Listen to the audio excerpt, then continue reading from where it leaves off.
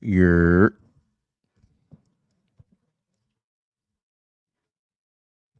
Yo, it's good. Quiet on the home front. 0-2 count. I'm here. I'm watching. Trent Grisham's up. First out, not recorded yet. Yo.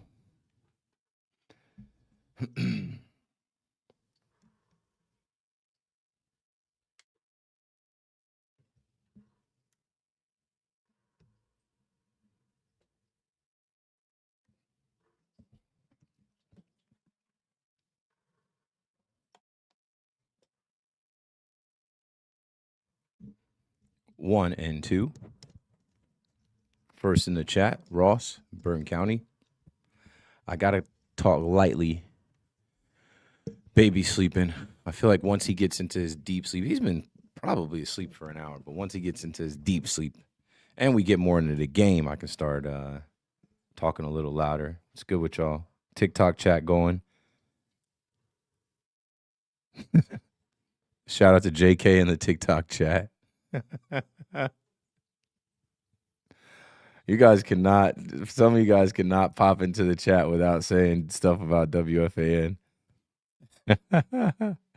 Shout out to the almighty WFAN and the good folks at 1019 FM, 660 AM. Aaron Judge steps up to the plate. I believe Trent Grisham just grounded out as I go to get the box score up. And let me get the scoreboard up for you guys as well. I'm working on that with live assist, live on assist. .com. Let's see.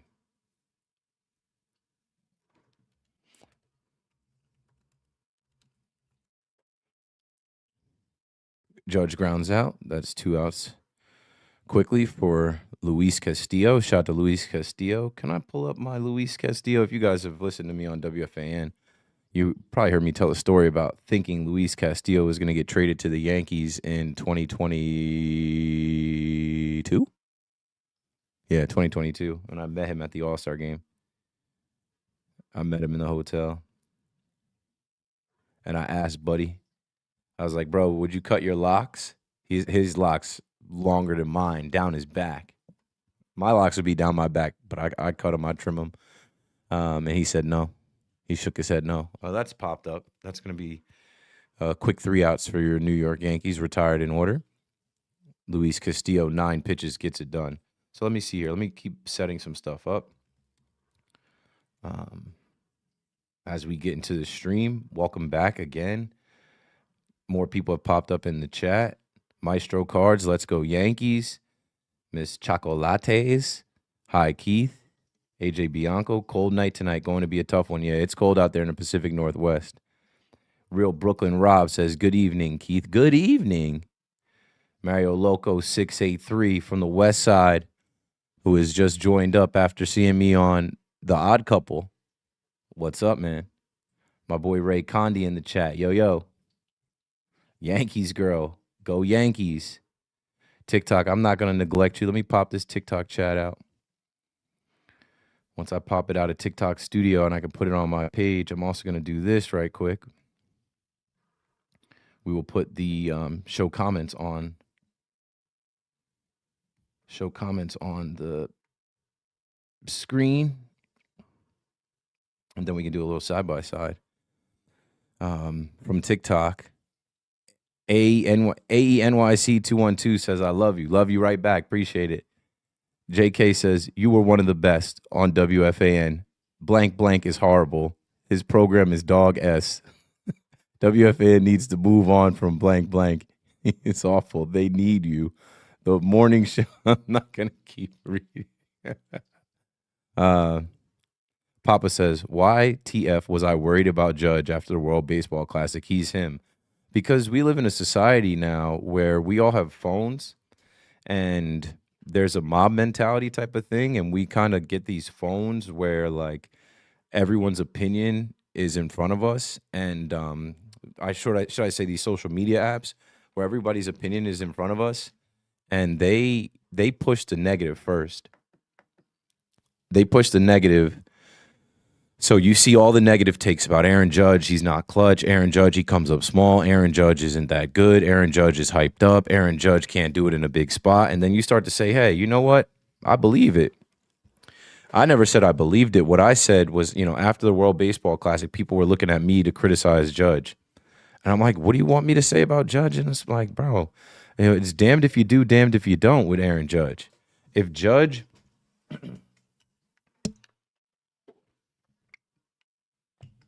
Oh, I think my cat is trying to come in. Let me get this thought out. If Judge was to hit a home run in every game of the World Baseball Classic and the United States won, his critics would say, of course, it doesn't count, doesn't mean anything. Of course he gets it done when it's exhibition. What happened was he didn't get it done and they lost.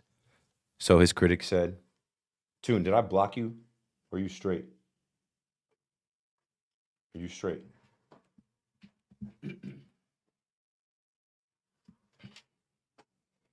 Tune said, don't block me out the room. Judge comes up small against Italy, the game they lost. He comes up small against Venezuela, the championship that they lost. I think he totaled 7 strikeouts. And Judge's critics say, see, typical Judge. What are you talking about, typical Judge? Are we talking about Judge in the postseason? Are we talking about Judge in the... Ryan Weathers makes his debut in the Pacific Northwest, T-Mobile Ballpark out there in Seattle. Beautiful place. I wore my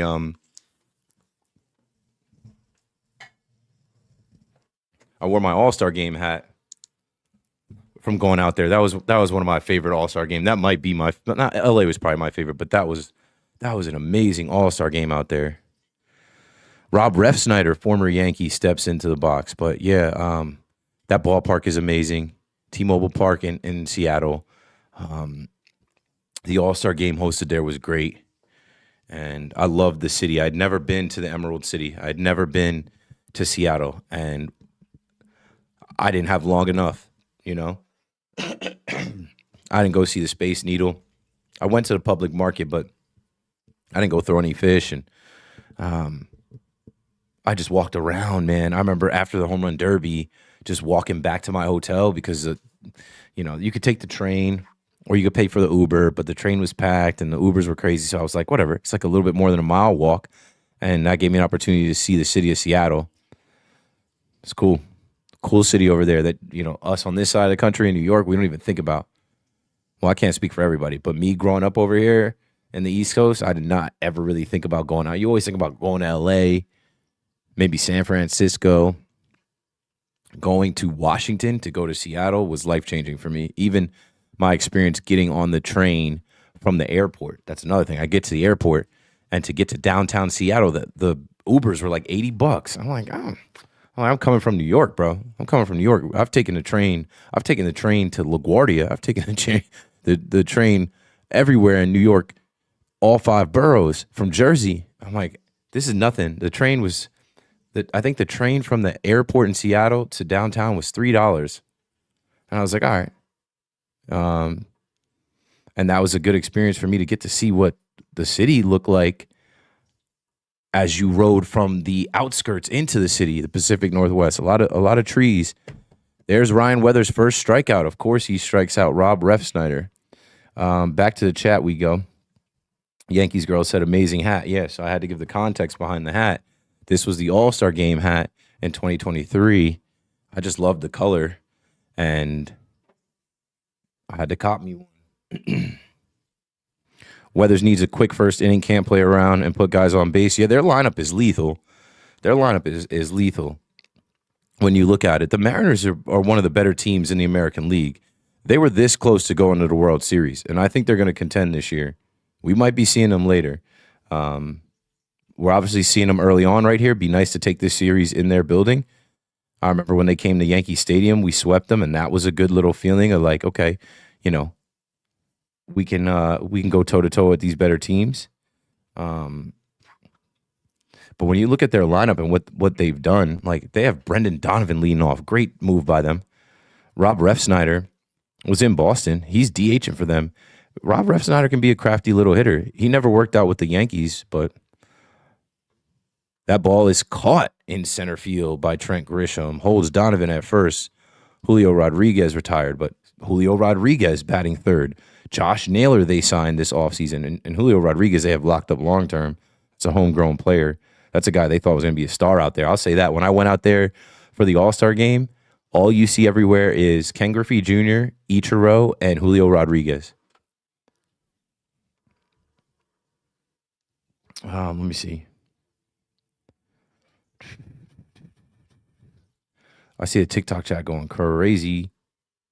It's tough doing these. Like I've been enjoying these because we're building. I see my like subscribers going up, followers going up, and like, I wanted this to be the type of thing where we build this online community through this season. This is something that I've never done before. I've usually been like on the radio. The last 4 years I've been on the radio. The years before that I would like live tweet the game. So now why not live stream the game, especially in my situation at home. My wife goes to sleep now at 10 o'clock. My son's been asleep for about an hour. I'm just chilling. I'd be in the living room watching, so why not watch in here? I've got the monitor. I've got the MacBook. I got the webcam. Got the lighting if I wanted to make it.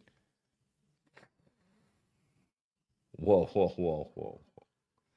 Take it easy. Take it easy. Gerard says, miss you on the fans late night, bro. You gotta tweet that at WFAN. Go to the WFAN live stream. Say, we want Keith. We want Keith. We want Keith. We want Keith back. We can make it happen. I forget when the last show I did was, but I know I'm due. I know, especially with the Yankees back, I know I'm due. I'm also due to get this score bug up. So let me work on that. I was working on that. I think I have it synced up here. So maybe once we get out of this inning, let's go to sync.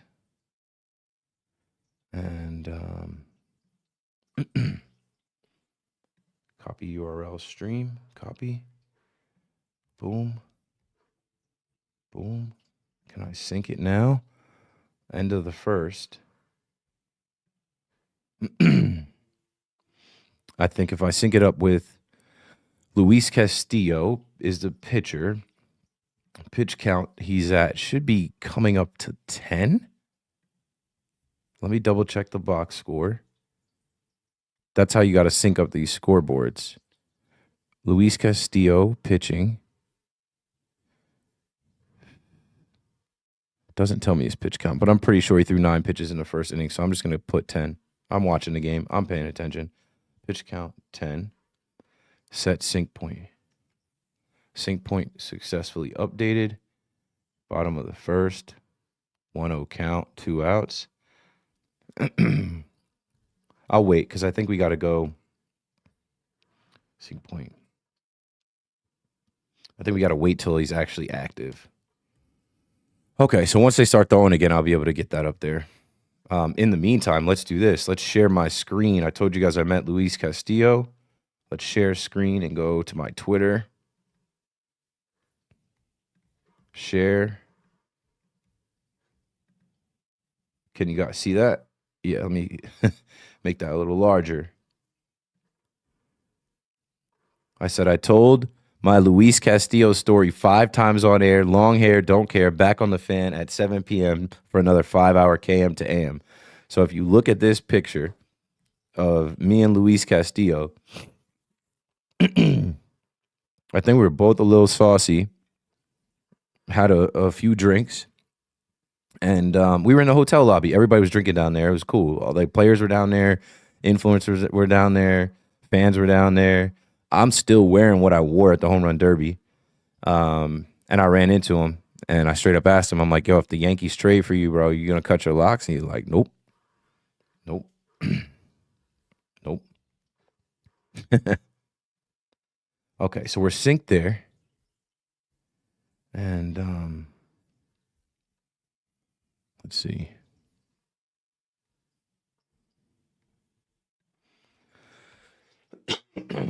I feel like I'm getting a cold. I'm about to hit the NyQuil later.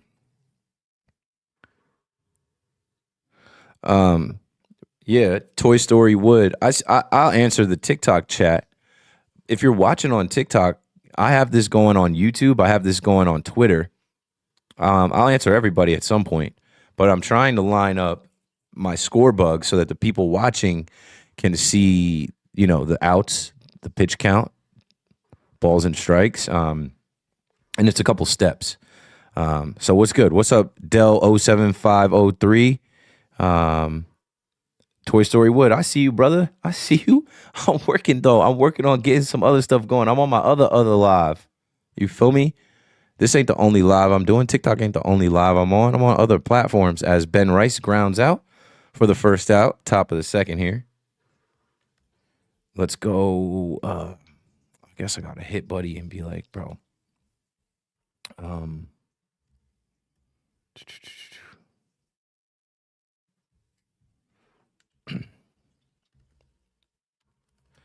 Send me the link for the score bug.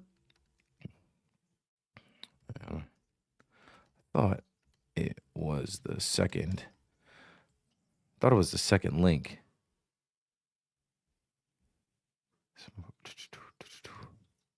John Carlos stand in the box. 2-0 count.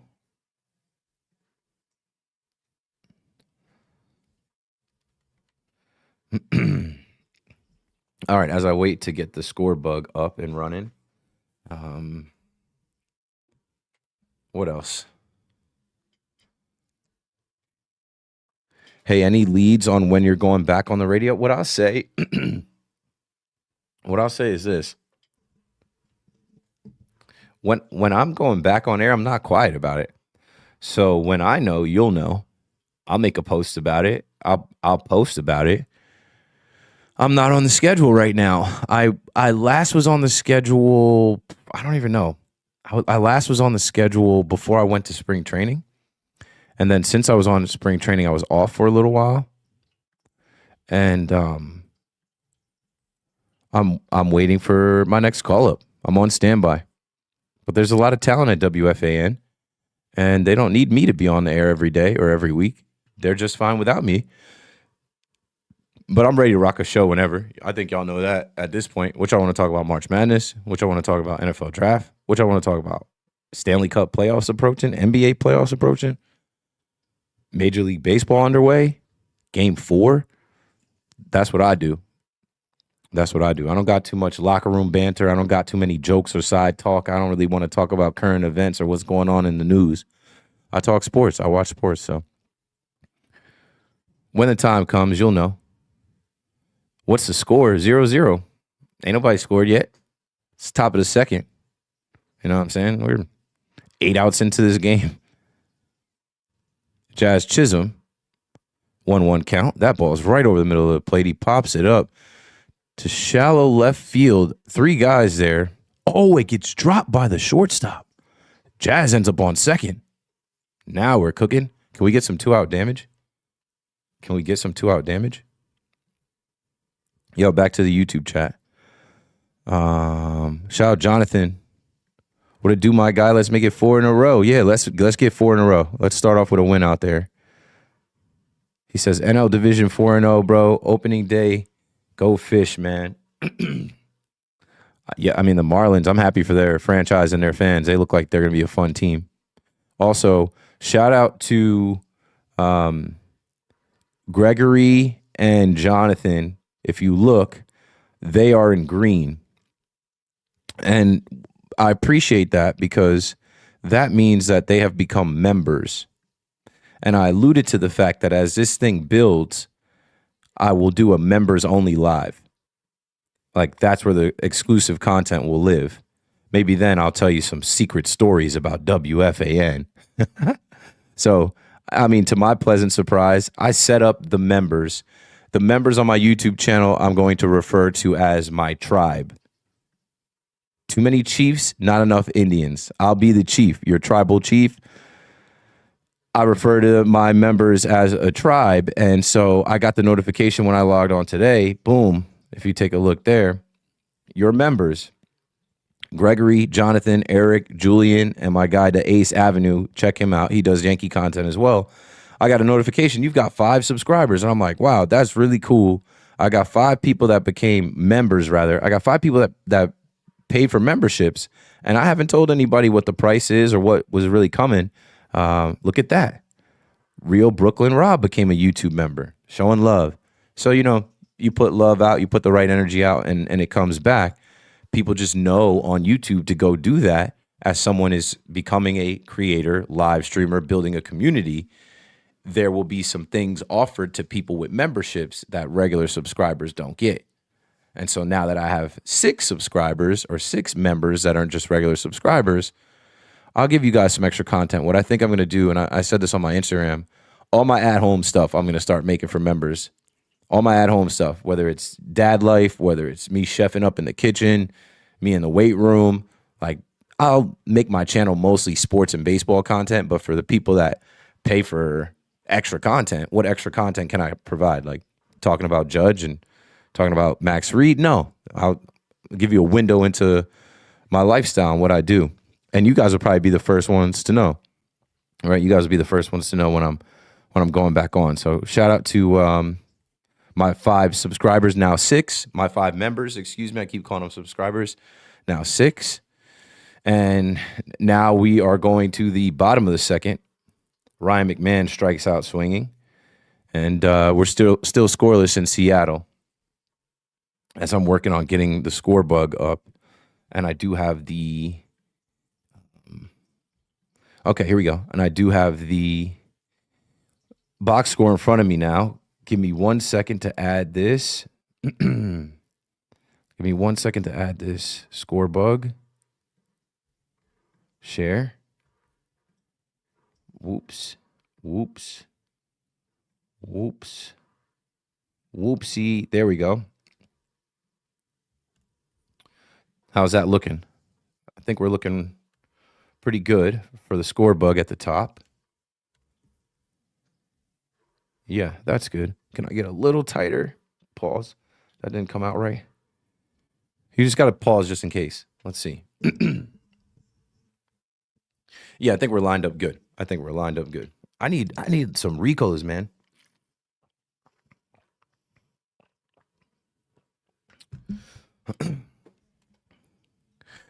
Shane goes, Keith, can we talk about how bad the Gotham app is? I never used it, never downloaded it, never had it. So I don't know. Like, I use Fubo, and I'm loyal to Fubo because I work there. Like, shout out to the Fubo fam.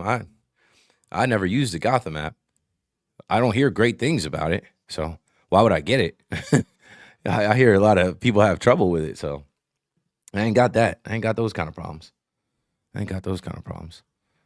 Before Ryan Weather starts to get back into it again, one time for my now 6 members, appreciate y'all. And let me try and catch up on the chat. Now we got the score bug up. We've been rolling here for about 25 minutes as Randy Arose Compollo. Randy Arose Arena drives a single through the infield. Let's see that. He just rolls over that one. Leadoff knock here. Leadoff knock here.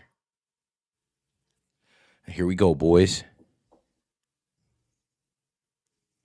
I put up this like little bit of a wall to try and keep the sound in, and I think it's like blocking out my my cat, and my cat is like trying to figure out like, what are you doing? It's like a makeshift like wall in between.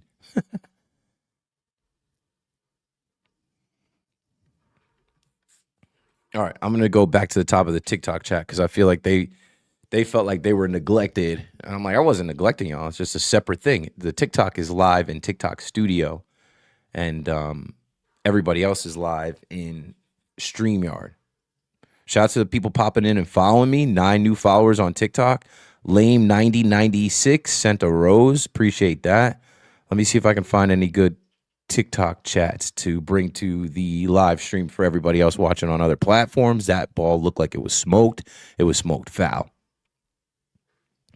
Okay. Finnegan says, Cam to AM, need that day shift. Could you imagine a Keith McPherson day shift show on WFAN? One day. Yo, Big Keith, answer your TikTok chat for once. See? So Toy Story Wood was getting agitated like I wasn't looking at the TikTok chat. It wasn't that I wasn't looking. I was setting up other things. You with these off-brand Yankee shirts? No, this is official merch. You see this logo right here? That says MLB Players Union. This is official merch. Try again, Finnegan. Nobody got the Yankee drip like me, my boy. No one. Not nan, nutta, zero, nada. Off-brand Yankee shirts. No, I have all of the on-brand officially licensed merch, and then I have the cool shit and the shit that I made. There's a difference. Are you going to put the camera on the TV? Nah. I don't think so. Shout out to you, Savino T5. I don't think I'm going to put it on the TV only because my camera is here. My TV is from this point over, right? I have a 25-inch monitor here where I'm watching the TV. I could share screen, but you guys on TikTok won't see that. Ice says Mason Miller walkout isn't as hype as people are saying. I think the Korn song he picked out is dope. It's only going to be hype if he goes out there and he's dominant. Can you show the game, please? Nah, you'll get flagged.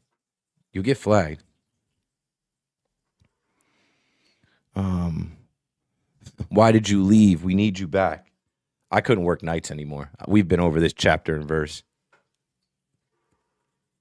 We've been over this. How many of you guys in the chat have worked nights?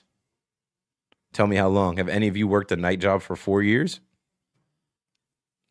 I got to my 4-year mark and I'm like, this is not it for me. It's not it for my family. It's not it for me. And I feel good about that because you need to shake things up. You need to make changes in life. Some of y'all get too comfortable. Some of y'all get too content. I'll never be content as long as I live. And I plan on living to be a rich and famous guy doing sports. And I'll never be content. I'll never arrive. I'll never just sit down and be like, good enough for me. You know what I'm saying? I'll never just be like, good enough for me, man. Now, did I want to give up my own solo show on the radio? Hell no. But what I'll say is God has blessed me immensely with what has transpired after that. You know, I'm not worried at all. This TikTok chat went off. There's 50 of y'all in the TikTok chat, though. Shout out to you. Everybody on YouTube, everybody on Twitter. I will be back in a second. Let me get through some of these TikToks. Keith, are you in the building opening day? Certainly. Miss you on WFN. I used to listen every night. And that's the biggest thing that sucks. The biggest thing that I couldn't account for because, like, you don't get a printout of, like, hey, tonight, 3,000 people listen to your show. Way more than that listen. 3,000 people can hear the show in 15 minutes. Randy Rosarena steals second. He's in there. Did he make the tag? No, he's safe. The biggest thing for me, right, when I was making my decision to leave, I just did it, you know, and that's how you kind of got to do things. Rip the Band-Aid off. Don't be kind of like back and forth and whatever. I made up my mind. This is my time. This is when I'm going to be done. This is it. And that was it.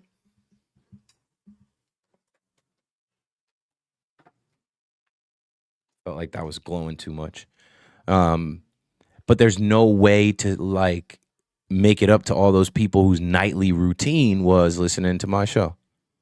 But I will. Stay tuned. Look at this now, right? That we're 4 games into the season. I've been live for 3 out of 4. So I'm gonna be, when the Yankees are on the road, I'm gonna be live. When the Yankees are in town, I'm gonna probably be at the stadium and go live. Who was it that we didn't want to trade for Luis Castillo again? Estevan Florial? No, it was Volpe or Dominguez, which, like, now, how do you feel about that? Neither Volpe or Dominguez are on this team going up against Luis Castillo today. And 3 years ago, it was definitely Volpe and or Dominguez that the Mariners wanted for Castillo. and we didn't make that trade. Instead, we got Frankie Montas. We got beat up Frankie Montas. What's good? Do you know Dave Sims? Of course I know Dave Sims. This is a homecoming for Dave Sims. Shout out to Dave going back to Seattle early in the season, getting to see some old family and friends out there. I believe his son lives out there. Somebody else lives out there. You got any streaming sites to watch this game? I used to, bro. I used to have all those MLB streams. I used to have Stream East. I used to go on Reddit and get the illegal streams. I ain't got to live like that no more. I ain't got to do all that now.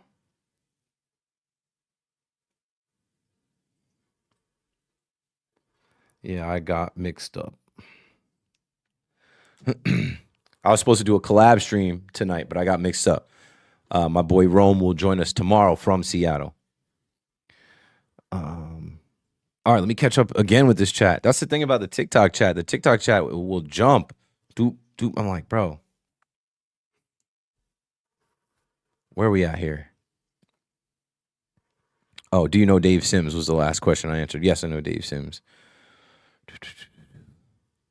I even bought an old school radio to play AM radio for my guy before Odyssey app. What? You got to use the Odyssey app, bruh. But hey, if you're just nostalgic and you want to put on an old radio, good for you. What's up, Keith? Miss listening to you on the fan. J5689. Appreciate it, bro. But like I said, they got a lot of talent over there. That ball's popped up in the infield. Jazz is under it for the second out. Runners hold.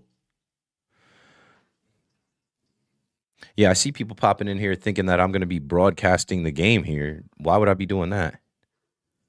Why would I be doing that? Everybody in the radio to me is boring. I enjoy you because you're raw and you keep it real. It's to each his own. You know, it's funny because there's a lot of people that hated what I did on the radio. There was a lot of times people were sending me stuff on Twitter and Reddit. They said Keith McPherson sucks. Keith McPherson's the worst. I knew they were on bullshit, but at the same time, you know, it's subjective. What you might like about me, someone might hate about me. What you might like about my style, somebody can't stand. You know, I'm a Yankee fan. You're a Yankee fan, maybe. The person listening that's not a Yankee fan, they weren't rocking with me. But that's okay. I never cared about that. I know I'm good. I know I'm good at that. It's deeper than that. Let's see.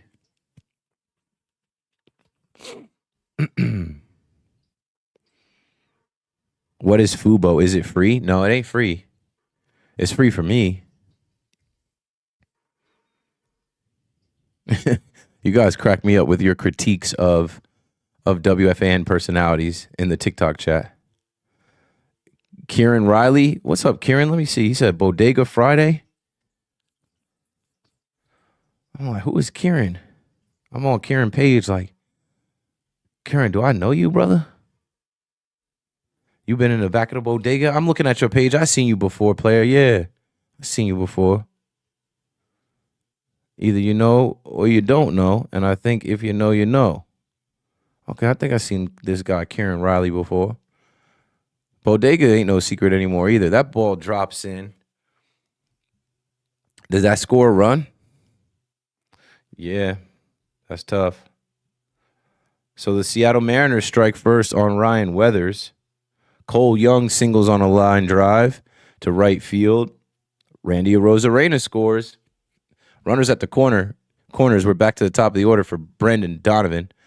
Let's see if Weathers can hold here. All right, I'm about to just skip through the rest of this TikTok chat. And, King 98er said, RIP Sheriff Tom. RIP Thomas Brown. Legendary bleacher creature. Thomas Brown, may he rest. That one sucks. That one hurt yesterday. That was, when I saw Vinny posted first, RIP Thomas Brown on Facebook. When I saw that, I was like, it was one of those things where you see it and you just don't want to believe it. And then you think about it too much. You're like, there's no reason he would post this as a joke. This is real. What happened? And, yeah, it sucks. I feel for his family. Prayers up. So I kept saying, I'm praying for his family, praying for all the creatures. I can't even talk. Yesterday I was shaking. I just was thinking about it, like, bro, life is fragile. Never know when you're gonna go. And I was looking for the picture of me and Tom in my phone, and shout out to Tone because I didn't know where the picture was. I was like scrolling through my phone. I'm like, damn, I know I took a picture with the sheriff at the bodega. Ryan Weathers battles, strikes out Brendan Donovan. We're out of the inning. 1 run damage. But yeah, again, back to Sheriff Tom. Rest in peace, Thomas Brown. The Brown family, we're praying for you. I hope the Yankees do something nice for you. I know Friday when we all get together at the stadium, there will be his memory, his legacy talked about and carried on through the bleacher creatures. And yeah, that one hurt. That one hurt to hear yesterday that Tom passed like that. I'm not sure how old he was, but the long and short of it is there would probably be the bleacher creatures without Tom, but he was one of the originators. He was one of the original characters, like a great ambassador for Section 39 in the old stadium. Somebody that did a lot of the antics and entertained people in the section and drew people to the section, welcomed people to the section. And you can't tell the story of the bleacher creatures without telling the story of Thomas Brown, Sheriff Tom. And he's before my time. I didn't start going to the stadium consistently till 2016, 2017, 2018, then really in like 2019. But Tom is a creature that you hear about before you meet.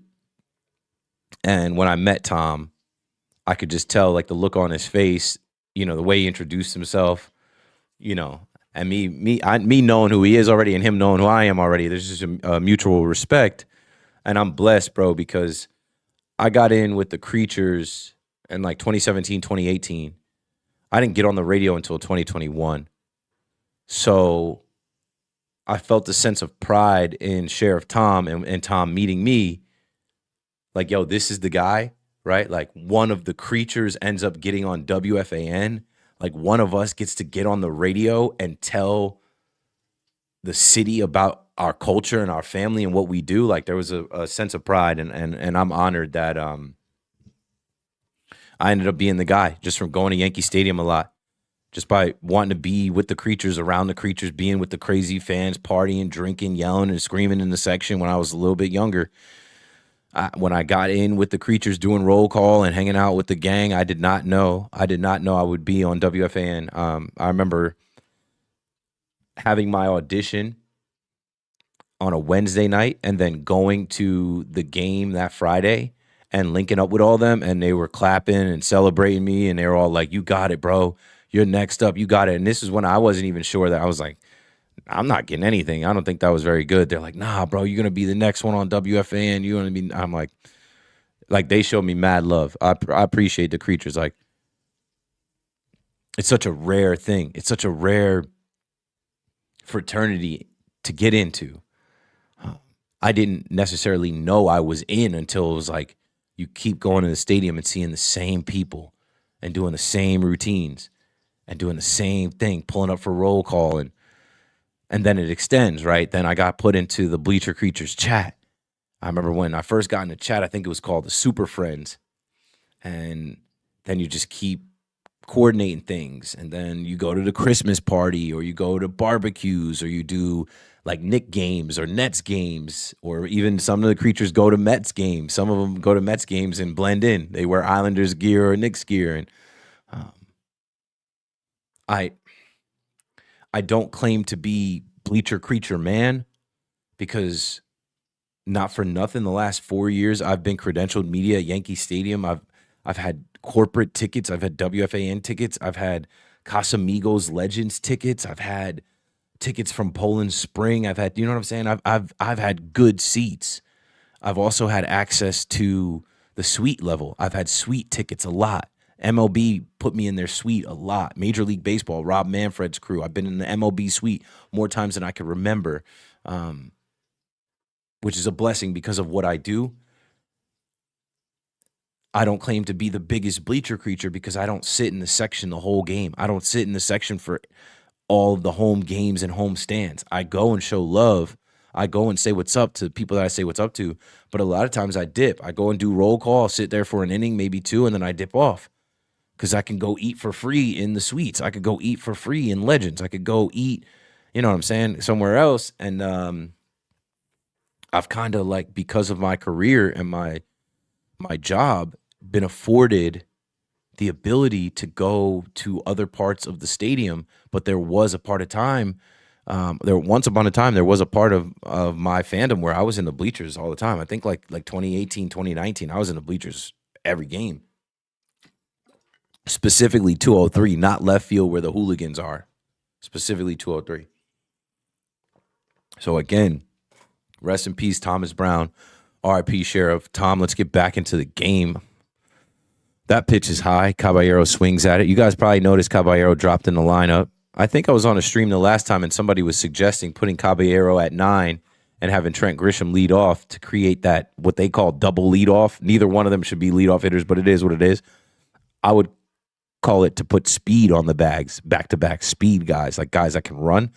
Trent Grisham is not really a guy that could run, but he's an outfielder. That ball's low. Hold on. Did he challenge this? Yeah. That ball's low. He's right. Caballero wins the challenge. Ball 4 overturned. Well, strike 3 overturned to ball 4. All right, where are we going? TikTok chat went too crazy. Let me see if I can grab anything out of TikTok chat. And I know I said a lot. We'll go to the YouTube chat in a minute.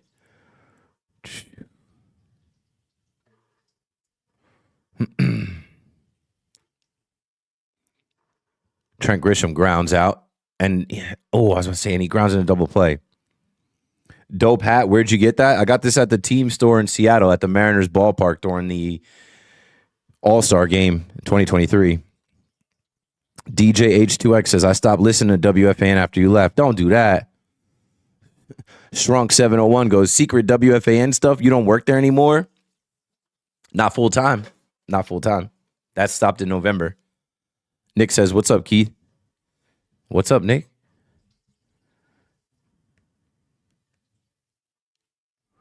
You're Shane Carter. What up? Can we talk about how bad the Gotham map is? Okay, now I'm back to like where I was. No one unusual. I enjoyed listening to you, man. I appreciate it. That's why I said I know I'm good. I know I put together a good show. I'm not worried about that. It took a while. It took a while for me to get to the point where I'm like, I'm good at this. I know I host a good show. I know what I'm talking about. I know I'm entertaining. I know how to take calls and bring us in and out of topics and interview guests, and like that shit's hard to do. People think anybody can host a radio show. People think anybody can just go in there and turn the mic on and execute. Not for 5 hours, not by yourself. Do you have KMCP merch? Yeah, I have my McPherson brand merch on McPhersonbrand.com, but it's through my guy Jackson Brody. I don't push it because we got some other stuff coming. This week, I'm actually going to debut some new merch, and then just stay tuned with me. If you fuck with me, stay tuned with me. Just like if you like what I did on WFAN, if you're in this live chat right now, my career is not over. Like in media and in sports and in entertainment in New York. Judge walks. Like humbly, I'm saying this. If you could do 4 years of radio on WFAN by yourself, this is New York. Like a lot of people heard that. This is New York. Like you're not going to just start working at Amazon. No disrespect to anybody working at Amazon, because I did sit in that room once upon a time. There was a hotel somewhere up in like by like Saddlebrook, or I don't even know. I went to the hotel and I took the like orientation of working at Amazon when I was struggling years ago. I didn't make it past that point. I left. Honestly, I left. Some of the conversations people were having around me, I'm like, I don't want to work with these heads. I was like, I don't want these to be my coworkers. I'm out of here. All right, let's get current. If I missed you in the chat, go ahead and put that in there. Twin Stripe Reporters in here. What's up, guys? Colton, California Yankee. Yo, number 8, that's my QB. What's up? Married to a Disney addict? Who's married to a Disney addict? Got to be somebody from Ocean if they're calling me number 8. Oh, bro. Why am I blanking on bro's name? Matt? I can see your little picture. I can see your little picture. He played O-line. I think you might have played center for me a little bit. Oh, your kid's cute. Now I'm creeping on your Instagram, bro. I'm terrible with names now, especially since it's been so long. I told somebody the other day, I'm like, I meet new people every week. And like getting on the air, I was right. Matt Woolley, center. Boom. See? Came back to me. But getting on air and getting like some kind of recognition, followers, it's tough because like you walk up to people and introduce yourself like, hey, I'm Keith. What's up? Nice to meet you. I know who you are. And then they know who you are already, and you got to lock their name in.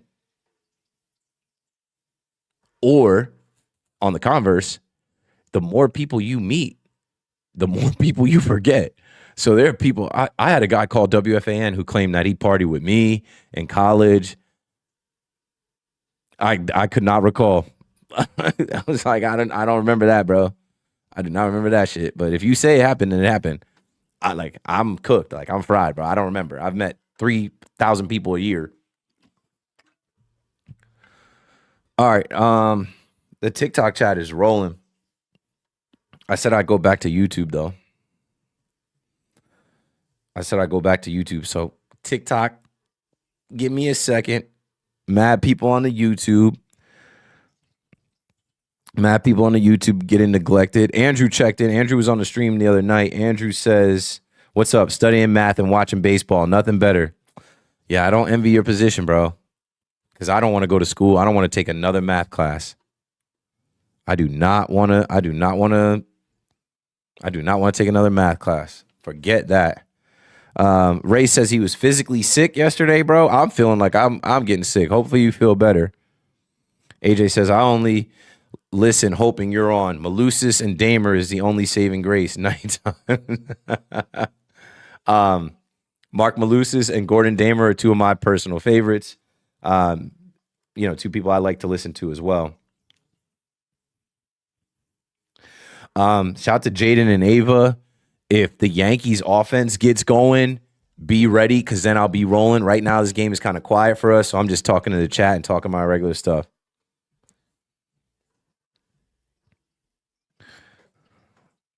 Emmett Max says, what up, Keith? You the best, man. Emmett, what's good, bro? Great name. That's a great name. Emmett Mac. If I name my son Emmett McPherson, we'd call him Emmett Mac. E-Mac. Maestro Cards, can we talk about the drop in Sean Manaea's velocity? No. Even though I did watch him pitch Sunday. AJ goes, gotta be honest, WFN is not fine without you. Yeah, they are. Place has not burned down. Like I said, there's plenty of talent over there. Let's see.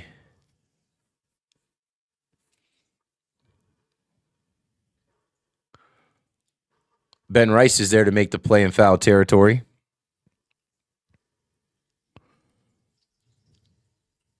Oracle Park, PNC Park, and T-Mobile Park are just beautiful to look at. I've been to PNC. I've been to T-Mobile. I told the story on my first stream that I had the chance to go to Oracle Park. I was going to fly to San Francisco to help my sister do her thing at Bottle Rock Festival for her business. And the Brewers were playing the San Francisco Giants out there. And here's a name for some people that might know. It'd be funny if somebody knows. Andrew Chapin. Shout out to Chapin. Chapin, I believe, had season tickets for the Giants out there. And he told me I could take his other seat and go to the Brewers versus Giants game. I ended up canceling that trip because the week before I auditioned at WFAN, and I thought I did such a terrible job, I was asking for a mulligan. I was asking for a second go at it. And I had hoped that they needed somebody to fill in on a weekend or a late night. And so I was like, I got to stay put. I can't go to San Francisco for a week just in case. So I never got my my trip to see Oracle Park, but it'll come at some point. Oh, wow. Maestro Card says, so excited for the home opener. Taking my little guy to his first game. I hope the weather holds up, and that's great. You're a good dad. My son's probably, that's how I know I'm cooked. I keep telling people I'm aging out. My son is 3 now. He'll be 4 next year, 5. I probably got like I realistically got like 3 more Yankee seasons to go do my own thing before my son's gonna be like, I want to go. You going to opening day? Can I go? Like, I think my son won't want to go till I'm 6. Ryan Weathers works out of that. Can we get some offense going? Can we get some offense going, bro? All right, let me see something here. Mason Miller walkout isn't as hype as people are saying. I think the porn song he picked out is dope. Mason Miller. It's only gonna be hype if he goes out there and he's dominant. Let me see.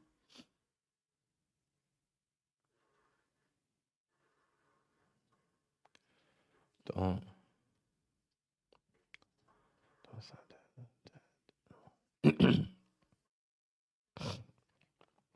Mason Miller walk. We gotta get better quality.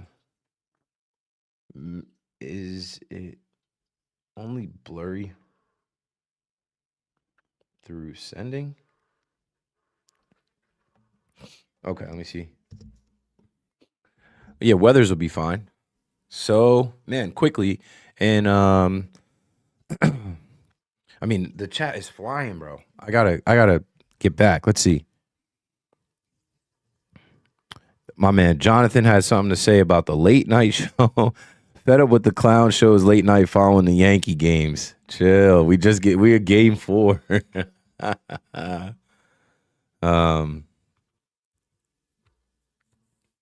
Let me see. I'm not gonna put everything up on the screen. I gotta be respectful. Gotta be respectful of. I gotta be a good teammate. See, I hate these late West Coast games. I already nodded off. At least we got 2 West Coast series right out of the gate to get out of the way. I love that. That's something I was going to speak about on this stream. Shout out to the schedule makers. You do not want to be taking these West Coast trips on the second half. You want to get these out of the way in the beginning of the season. McNasty. Yo, there's only one guy that says that. McNasty, Ryan from East Islip. Miss you on the waves, brother. Always tuned in on here and just followed you on TikTok. I appreciate it. He ain't dead. I ain't die. I'm around. And like I said, my career is not over. Like I'm way too young.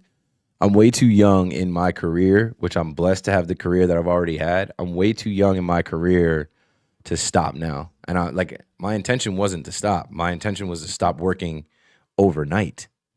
My intention was to, be able to go to sleep when I want to go to sleep and wake up in the morning when my family wakes up. And I've been doing that. Checking text.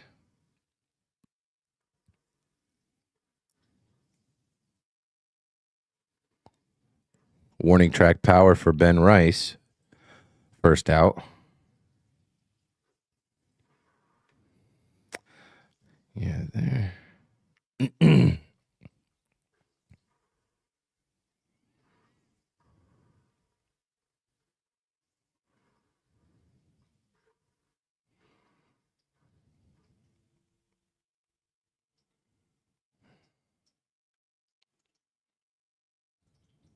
Stanton at the plate.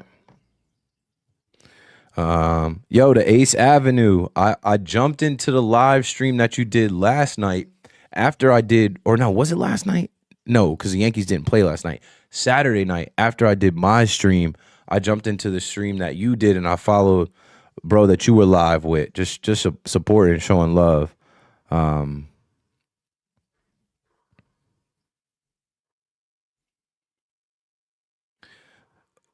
I was not paying attention to the Met game. I'm guessing Devin Williams got a save. Congrats. Sean McCreary, what's good, bro? Long time no see. Sean McCreary pops up in the chat like he said he would. I appreciate it, man. If you guys are on YouTube, go ahead and hit that yada I mean. Hit that like button for the algo.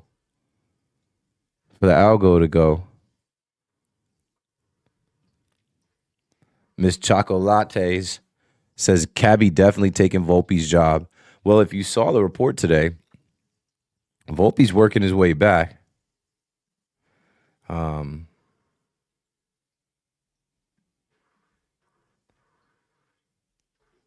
Yo, that's crazy. I've been on ABS ASAP for longer.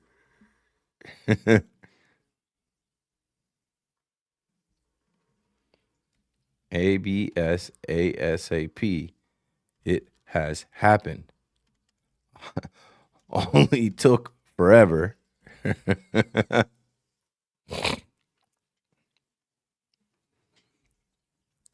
Does that ball drop? It does drop. They're letting another ball drop in the infield or in the outfield. We can't. Oh, and Stan gets gunned out at second. They let another ball drop. We can't do shit with it. Jazz ended up getting the second. Where are they going to? Stan's not getting off the base. What's he thinking? He's safe? Volume. Can I get the volume, K-Stir? Stan thinks he's safe. You're gone. You're clearly gone. They're not going to challenge that? Stan's big loafing ass, big lumbering ass. Let's see this. Pops it up. Brendan Donovan just loses it in the lights. Stan is way out. We got to make him pay. Oh, no. They called him out. So the Yankees aren't challenging it. Jazz is challenging the pitch. A lot going on here. 2-2 count. That ball is low. Jazz was correct. 1-0 M's over the Yanks right now. 2 outs in the top of the fourth, excuse me. Cold night out there. The coaches all have their jackets and hoodies on. Luis Castillo throws a slider outside. Stan, go, buddy. Maybe if he was running, have a little different feel, buddy.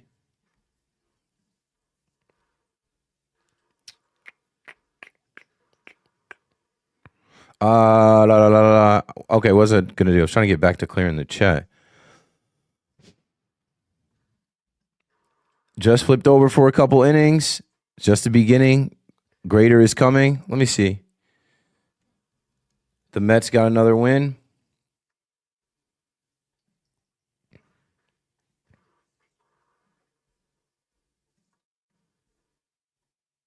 Mets win 4-2 in St. Louis. Good for the Mets.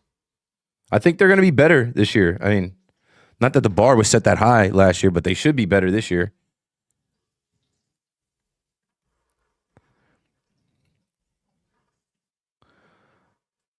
Scott says, KM, my friend, it's that time again. You damn right it is. It's that Yankee time, bro. We're locked in daily. A lot of y'all were tripping yesterday because there was no Yankee game on. I'm like, listen, watch basketball. You have March Madness, Duke folding, as I expected them to, but not how I expected them to. Michigan rolling Tennessee. OKC handling the Knicks. And then you had Sunday Night Baseball for the first time on NBC. I was mad because I have Peacock, and it ain't my account. It's my sister's account. I have my sister's Peacock account. But they don't let you go picture in picture. So, like, you have the Knicks game on your channel or on your platform. And then you have Sunday Night Baseball for the first time on your channel.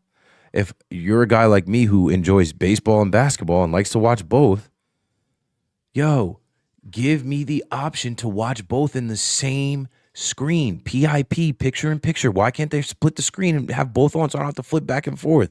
It's so simple to do. Anyway, you know where you can do that on? Fubo TV, YouTube TV. Anywho, I noticed you used the word show and Lori R uses the word program. Is there any semantic difference from your perspective to those words? I.e., is there a different approach to the two? Pat McAfee says program. I don't know. I felt like maybe it's this. Lori has a program once a week. It's programmed. I had a show every night, Monday through Friday. So maybe that's the delineation between a show and a program. Maybe she feels like she's just got a Sunday night program. I had a Monday through Friday show. But I wouldn't say program. Like, I'm put on a show. When I go on the airways, even now, I'm put on a show. I'm supposed to entertain. I'm supposed to tell stories. I'm supposed to have a couple jokes. I'm supposed to give you some insight, some perspective. I'm supposed to it's a show. It's not a program. But I guess a program is a show because it's programmed into the schedule. Right? It's part of the program. You know, you were listening to the Lori Rubinson program. I guess you could listen to the Keith McPherson program, but the Keith McPherson program was called, anybody know? Anybody out there remember what the Keith McPherson program was called? KM to AM. That was the name of my show. At least I thought. I don't know. What do I know? Lori's been doing this longer than me. Shout out to Lori. You know, she's got a much needed program. A woman voice. And I like that just by chance, ESPN has started to do more women's sports coverage. And I believe they have a Sunday show for women's sports. And Lori Rubinson's show airs on WFAN on Sunday. Coincidence. Complete coincidence. But some synergy there.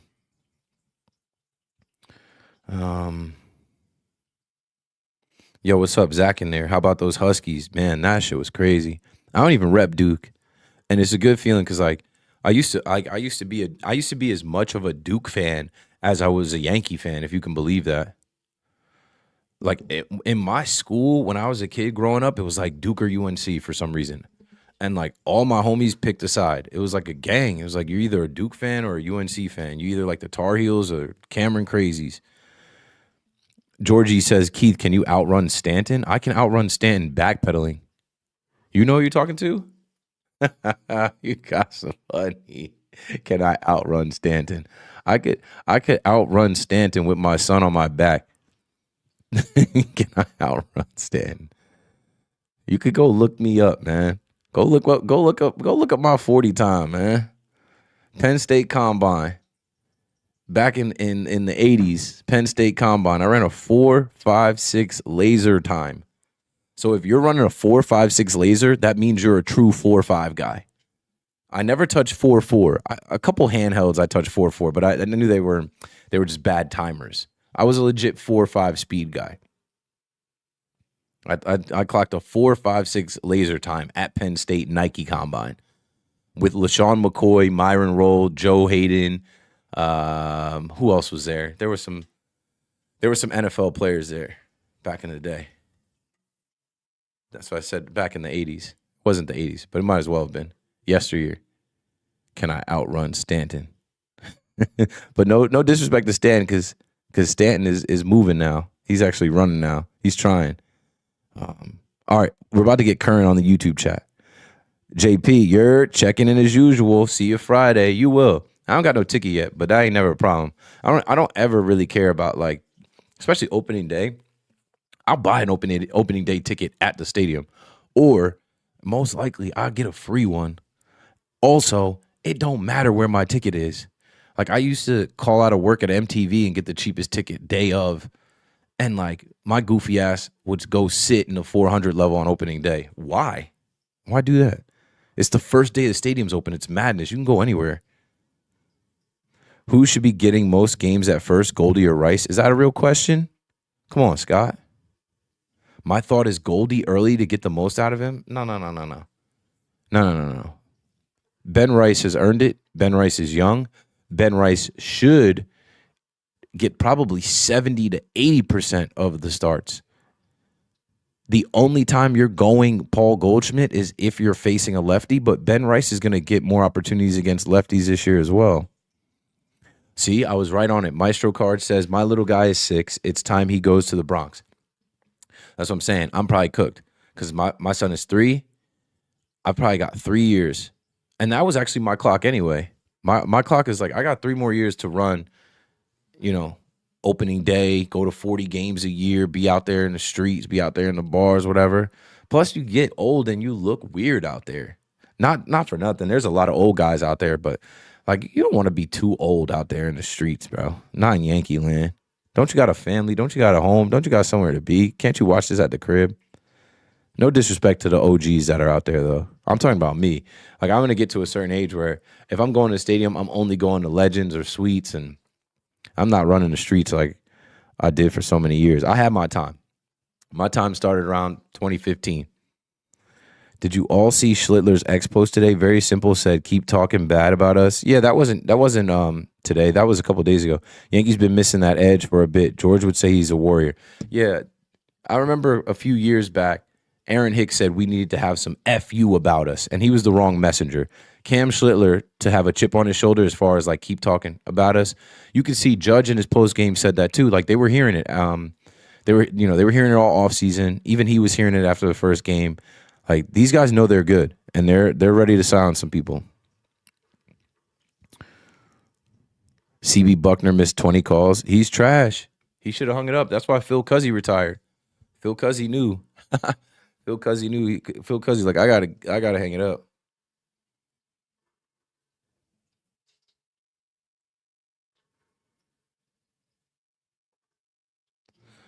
He got to hang it up. Cabby got you though, Keith. Yeah, I mean, I would hope Jose Caballero is faster than me right now. What up, Keith? When you hitting first game? Friday. The first game they have. The first time they open the stadium. I haven't missed opening day. In like 10 years. I can't recall. I think the last opening day I wasn't at was pandemic. 2020. Last opening day before the pandemic, I think was like 2016. Greater is coming for you. Oh yeah. You know it, bro. You know it, bro. I just like I have a lot of public conversations on live streams. I have a lot of private conversations that people aren't privy to. I toe the line between how much I should say and how much I shouldn't say. And in my own life experience, I know that you don't speak on anything until it's done. So I'll leave that there. You already know Cam to Am. Ray, don't sweat it, bro. Do not sweat it, bro. You don't need to do it, bro. Out of everybody that is online, you show me more love than anybody consistently. You do not have to buy a membership to my YouTube channel. And that's another out. Ryan McMahon not doing shh. Grounds out. Here comes Austin Wells. Austin Wells hit a solo shot just to tie this thing. Austin Wells is plus 575 right now to hit a home run. I'd take that bet. How long are you staying live after the game? I'm not going to hold you, bro.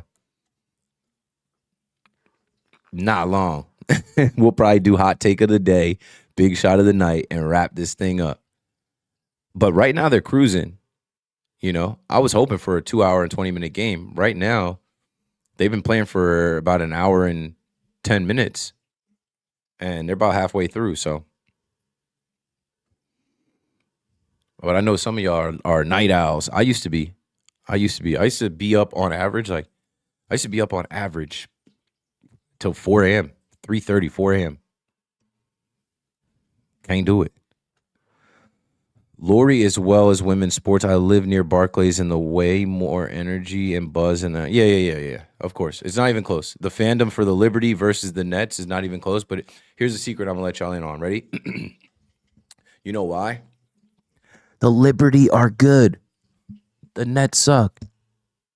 If the Nets started winning games and had star players again, watch how many of us, myself included, would be in there to see them play against the best teams in the league. If you're a Net fan, why would you want to go there and watch other teams take over the building with their fans and their players dunking on us, shooting threes? It's not fun. I lived it already. That's another thing. I aged out. Like, something had to give, right? In the winter, do I need to be going all the way to Barclays? No, I don't want to. It's not fun. It's not worth it. It's not worth it to go there with a Nets jersey on and probably a Nets jersey of a player that's not on the team anymore and watch them lose. And like not even lose. It's always embarrassing. It's always other team fan bases chanting in your building. It doesn't matter who it is. It could be the Warriors easily. It could be the Bulls. The Bulls aren't even good, but they're hella Bulls fans. Obviously the Knicks, the Celtics. Luis Castillo strikes out Wells for the second out of the game. We'll go 3 to 4 games a season. Family of 4 gets expensive from Central Jersey to the Bronx. Shit. Don't I know it? God bless you trying to do that.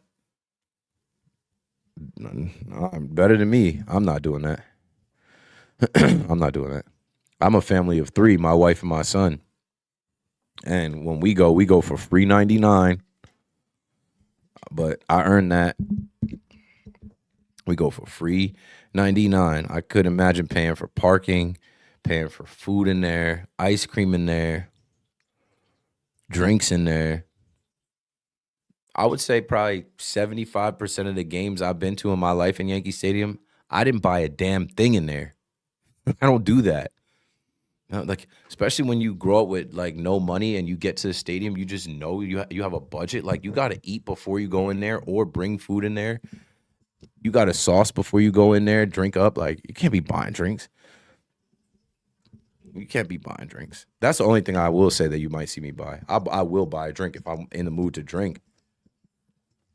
Or if I'm buying somebody else a drink. I need a fucking cough drop or something, bro. I don't even know what I got in here. As I said, I feel like I'm catching a cold, but hopefully it's incomplete.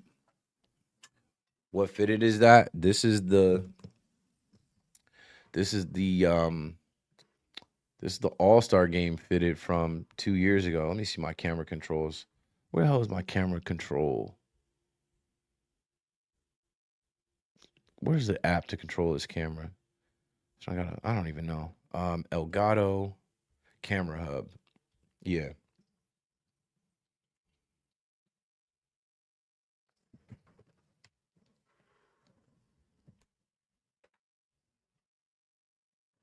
Yeah, it's the it's the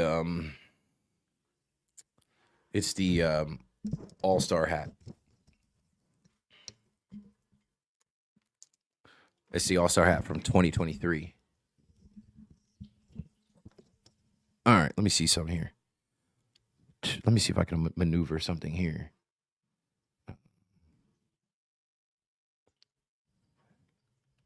Okay. And go in here. I had too many emails. I had too many email accounts and too many inboxes. Too many emails in my inbox. Bro. Like, I wish I could just delete them all, just zero, and then like not get any new ones. And that's the third out of the inning as we proceed here. Was he safe? He might be safe. Castillo trying to field this bare hand. Misses it on the first grab. Second grab tries to whip it over there. He's late. He's late. Cabby's safe. That's the type of stuff Cabby does. Somebody just said that Cabby can outrun me. Damn sure can. By the looks of it. Okay.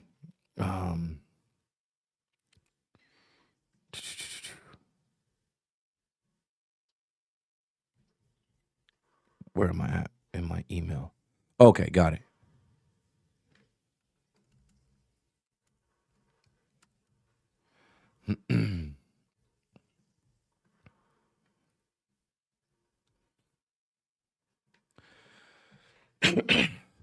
Sorry, I'm like trying not to cough. On TikTok, yeah. DeAndre Mack and I are gonna shoot some stuff on opening day. Stay tuned for the opening day content. That's gonna be fun. That is gonna be a good time. Trent Grisham, come on. 0-1 count. Caballero on first. You know Caballero's trying to steal against his former team. Let's see. Do I have any cough drops in this?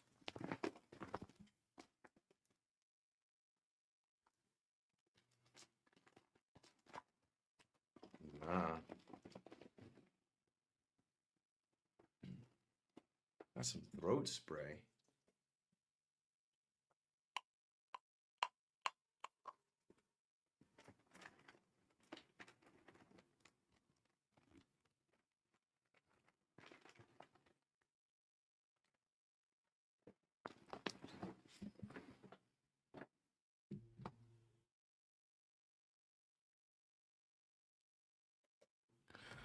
Okay. And yeah. So Caballero playing games over there first almost gets thrown out. Bro, look at how long Castillo's locks are. There's no way he was going to be a Yankee, bro. He was not cutting them locks. Not even trimming them Johns. Those shits go down past the number on his back. Was Caballero safe or out? It looked like he was safe. Oh, he was out. Caballero caught. That's what happens, bruh.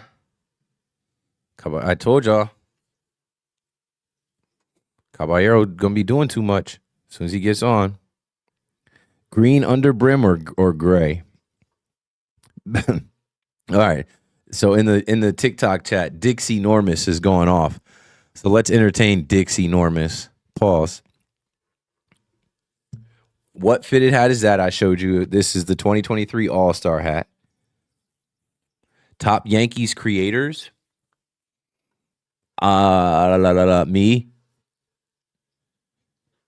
Let me think of like a top 5. Me. Joe's McFly is dope. NYY videos is dope. Fireside Yankees is dope.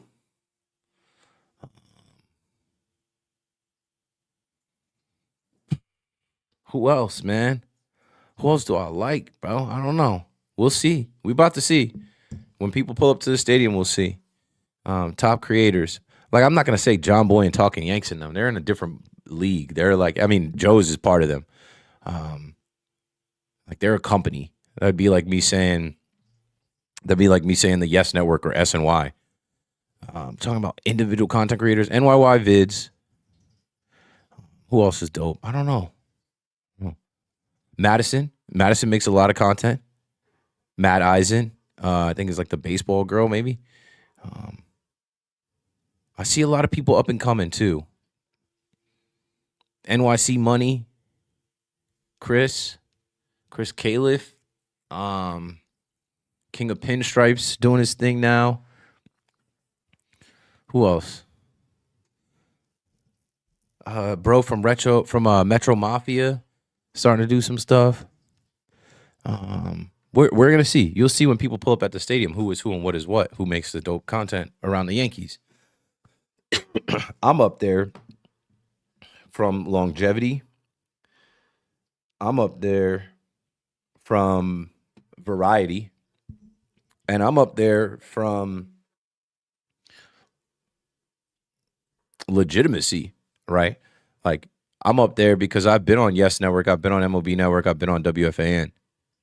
But even before that, I was in the MLB fan cave. So, like, I'm stamped. Other than that, when I say variety, yo, you guys have seen me do all types of Yankee content, from clothes to road trips. You had to see me go to London for the London series. You see me go to LA. You see me go to Pittsburgh, Philly, Chicago. You see me now do live streams. I never did live streams before. You guys seen Bleacher content. You see me I've been all over the stadium, World Series, postseason. Okay, now we got our first guest of the night, maybe our only guest of the night. But I'm going to have random guests up here from time to time. Let's add my guy. Hold on. I got to move some things around to get my score bug to go right. Oh, I don't think I can have it while I'm on. But Jimmy Randazzo enters the chat. What up, bro? How's it going? Can you hear me? Yeah, we can hear you. I can see you. Great. What's up, everyone? How we doing? Waiting for the Yankees to score. Waiting for, that best offense in baseball to get active. But 1-run game here, so that's nothing. Yeah. No. Listen, I'm locked in. Got home from work at 9:30. Put the wife to bed. I was like, you know what? This is perfect night. Like these 9:40 games are perfect for me. Yeah. So I'm glad to be here with the Keith McPherson. Yeah, speaking of top Yankees content creators, we'll throw Jimmy in there as well. Jimmy does a variety of different things, podcast, stadium content. His most famous piece of content, he didn't even film. He was being filmed. I always reference that video because that video was just like, it's just so pure. It's like, if I think the first thing I wrote, my tweet went viral. I was like, find me this guy. Somebody find me this guy. This guy exists in the stadium. This is the type of energy I'm looking for in the stadium. Yeah. But there's no person in sports that works harder than Keith McPherson. That is the true fact. Listen. There might be no one's working harder than Keith McPherson. The check is in the mail. The check is in the mail. No, not at all. But I do want to say I'm locked in. Like, first of all, Ryan Weathers doing all right tonight, gives up a hit, right? Yeah. Grisham gets a little bit of trouble here. Yeah, first and second, no outs. But yeah, we got 4 more innings to come back. And you know what? Yankees are 3-0. So if we lose the 4th game of the season, boo-hoo, cry me a river. Obviously, we'd like to win them all, but yeah, but we're gonna lose a bunch of games this year. So yeah, exactly. If you do 162 lives, you're going to lose 70 of them. So that's just the matter of the fact. But yeah, I ain't doing 162 lives. I was just saying, I was like, this is my first year doing live streams, and I plan on doing them when the Yankees are on the road. But like when the Yankees are home, I'm going to the game, and like some games I'll choose to say, but I'm like, I got to go to the game. And then I'm sure some nights I'll be like, I started to feel sick tonight where I thought about not doing this, but I'm like, I feel fine. And I'm trying to build, right? We're, in the beginning of the season, but yeah, no, I know like Joe's McFly does a ton of lives. John Boy and those guys do a ton of lives. Only one I'm tuning into is Keith McPherson's. Let's understood. Be honest. Like I just said, they're a different thing now. They're not individual content creators. They're a whole machine. And I don't think people even realize like how much backing financially and like they're a whole company. Like they're a real company. They do a good job. No, they do a good job. Listen, are they in cahoots with Yes Network? Absolutely. They're in business with them. Yeah. So like step on the bag. They're more mainstream, and I do like stuff with Yes Network every once in a while, but like I don't work for Yes Network. That's they're interviewing Aaron Boone every week. They're doing a good job. But yeah, like I can yell about the manager and the GM and stuff and get away with it. So like you might like you're gonna get real reaction. Here comes Aaron Boone, and it looks like he's going to go get him. It looks like he's taking out Ryan Weathers, and can they weather the storm? Fernando Cruz was warming up, and so was Paul Blackburn. Who are you going to? I think they're going to go to Fernando Cruz and hope Fernando Cruz can get 2 strikeouts for the last outs here. There's a box score. Who's up? Who's due up? Rob Refsnyder? Let me refresh that. Yeah, Rob Refsnyder is due up next. Nice. Former Yankee Rob Refsnyder. Yeah, and shout out to first base coach Dan Fiorito, Fordham Prep. Speaking of Rob Red Snyder, he Yeah. was at Rob Red Snyder's wedding, so it all connects. What do you always say? The universe always connects, right? Yep. It's not actually grammatically correct, but one day I wrote it out with the UN. The universe never unconnects. Unconnects is not a word. It would be disconnects. The universe never disconnects. But there was, I don't know, in my days of doing like random drawings and trying to come up with stuff, there is a wave that I have written that looks like a U and an N that says like the universe never unconnects. When I'm famous one day, I'll make a shirt and like random people will buy it and they'll be like, "Oh, I see what you were doing with that." And when I trademark that, universe never unconnects. It's all written. It's all predestined and coded before we walk into it. Yeah, I had the Fire Boone shirts. That I didn't really sell many of them. I didn't really market them well, but those are the only shirts. And then I give away the T-shirts for now. But yeah, really fun being on here. Did you know what? Tweet out that I'm on, and I'll retweet it from Twitter and from Yankees Pod. Will do. And James goes, "You're already famous, LOL." Well, kinda, I guess. Depends who you ask. Definitely. We're gonna take you from stateside to nationwide. That's your next jump. Like everybody in the state that knows sports knows you, right? Like I guess. I don't know. It's hard to gauge, especially doing radio. That's what I was saying. I'm on TikTok live right now too, and people on TikTok will jump in, "Yo, miss you on the radio," and I'm like, and they pinch hit somebody. Playing games here. Playing games within games here. So they take out the right-handed hitter, Rob Refsnyder. They put in Dominic Canzone, the lefty, for Fernando Cruz. Bob Melvin playing games. Yeah, we knew the first pitch was going to be a splitter, obviously. Yeah. Sorry, I'm just finding the tweet. Isn't Bob Melvin the Mariners manager? Who's the manager? Mariners manager. It's not Bob Melvin. Bob Melvin was manager of Dan Wilson is the manager of the Mariners. I blanked on that. Bob Melvin is with the Padres? He was. Who does Bob Melvin who's manager of the Padres? He used to manage the Seattle Mariners. That's why I was in my head. Melvin. No, now he's with the Giants. We just played them. That's why I had him in my head. He's the San Francisco Giants manager. But remember, he left. Like he's bounced around. Dan Wilson is the manager of the Mariners. That's always fun. When I was younger, I used to know everybody's manager. To be honest with you, I'm like just getting into baseball mode. It was football. Then it's March Madness. I have a plus 2,200 Illinois bet, 100 to win 2,300.